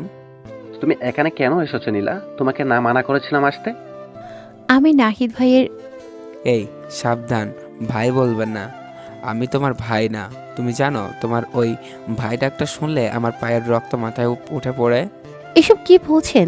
আপনি তো আমার ছোট বোনের মতো ভালোবাসেন, আর আমি আপনাকে বড় ভাই মনে করি। আমি তোমার কোনো ভাই না, শুধু নাহিদ। একটা সত্যি কথা বলবে, এই রাতুলের মাঝে কি এমন আছে যা আমার মাঝে নেই? কেন তুমি আমাকে ভালোবাসো না? জানো আমি এই রাতুল থেকেও অনেক বেশি তোমাকে ভালোবাসি। আপনার মাথা ঠিক আছে তো? কিসব বলছেন আপনি? আপনি আমাকে ভালোবাসেন? যেদিন তোমাকে প্রথম দেখেছিলাম সেদিন তোমাকে পছন্দ করেছিলাম। তোমাকে বাঁচানোর জন্য সেদিন মুখের তালে এই রাতুলের নাম ব্যবহার করেছিলাম। আমি ভেবেছিলাম রাতুলে কোনো মেয়ের প্রতি আগ্রহ নেই, তাই তোমার কথা ওরে বললেও কিছু করবে না, আর আমি পরে তোমাকে আমার ভালো লাগার কথা জানাবো।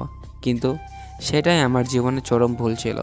এই রাতুল তোমাকে দেখেই তোমাকে বিয়ে করার কথা ভেবে নেই, তখন আমি সত্যিটা বলতে পারিনি, তাই রাতুল সব কিছু নীরবে সহ্য করতে হয়। কোনো উপায় না পেয়ে রাতুলের ল্যাপটপে যখন তোমার আইডি থেকে লগ ইন দেখলাম, তখন রাতুলের তোলা ছবিগুলোর কথা মনে হয়েছিল, তাই ছবিগুলো আপলোড করি। ভেবেছিলাম এই কাজের পর তুমি রেগে কখনোই ওরে বিয়ে করবে না, কিন্তু সেখানে আমি ভুল ছিলাম। তোমাদের বিয়ের পর যখন দিয়াকে নিয়ে তোমাদের মনে সন্দেহ জাগলো, ভাবলাম দিয়াকে দিয়ে তোমাদের আলাদা করব, কিন্তু না, সেখানেও ব্যর্থ হলাম। এতে কিছুর পরেও আমি কিছুটা স্বস্তিতে ছিলাম, আশায় ছিলাম, কারণ তোমার মাঝে সম্পর্ক নেই এটা জানতাম। কিন্তু যখন জানলাম তুমি মা হতে যাচ্ছ, তখন পায়ের নিচের মাটি সরে গেল। তোমাদের একটা দেখলাম মরে যেতে ইচ্ছা করতো, তাই দূরে সরে থাকতাম, কিন্তু তোমাকে ছেড়ে আমার পক্ষে থাকা অসম্ভব ছিল, তাই সে চেষ্টা করলাম তেলে ফেলে বাচ্চা নষ্ট করা। প্রতিবারের মতো ভাগ্য এখানেও আমাকে ধোঁকা দিল।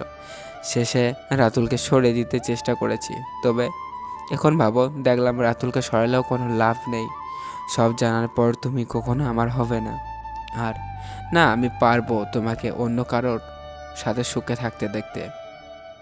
তাই এখন আমি সিদ্ধান্ত নিয়ে রাতুলকে নয়, আগে তোমাকে মারবো, পরে নিজে মরবো। আমি কাঁদতে কাঁদতে বললাম, আমি সবসময় আপনাকে ভাইয়ের চোখেই দেখেছি। এক মুহূর্তের জন্য আপনাকে নিয়ে আমার মনে অন্য কোনো চিন্তা আসেনি। আর সেই আপনি আমাকে ভালোবাসেন। আপনি যদি আমাকে ভালোই বাসতেন, তবে কখনোই আমার সন্তানকে মারতে পারতেন না। ভাই বোনের পবিত্র সম্পর্কে আপনি প্রশ্নবিদ্ধ করেছেন। আপনার মনে যদি আমার জন্য ভালোবাসাই ছিল, তবে তা আমাকে প্রথমে বলতে পারতেন। রাতুলকে তো আমি তখন ভালোই বাসতাম না, হয়তো তখন অন্য কিছু হতেও পারতো, তবে এখন আমার জীবনের এক বড় অংশ জুড়ে রাতুলের বাস।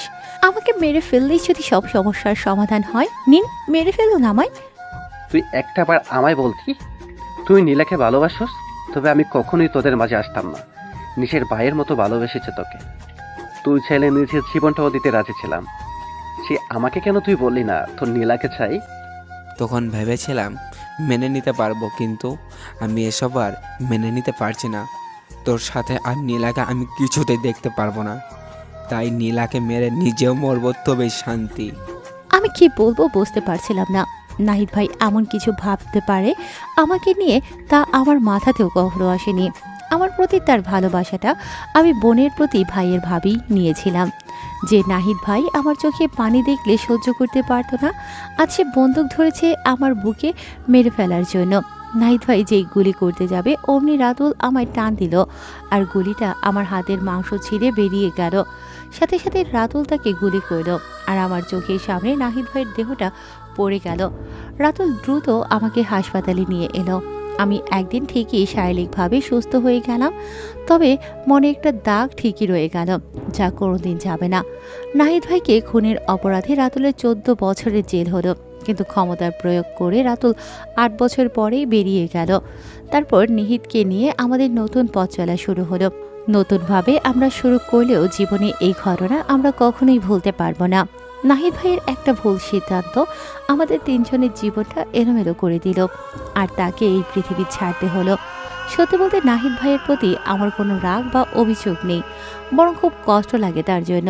সে যদি তার মনের কথা প্রথমে প্রকাশ করতে পারত, তবে আজ তার জীবনটা হয়তো অন্যরকম হতো। আসলে সবই নিয়তির খেলা, এখানে মানুষের কিছুই করার থাকে না। আল্লাহ যার ভাগ্যে যা লিখে রেখেছেন তাই হবে।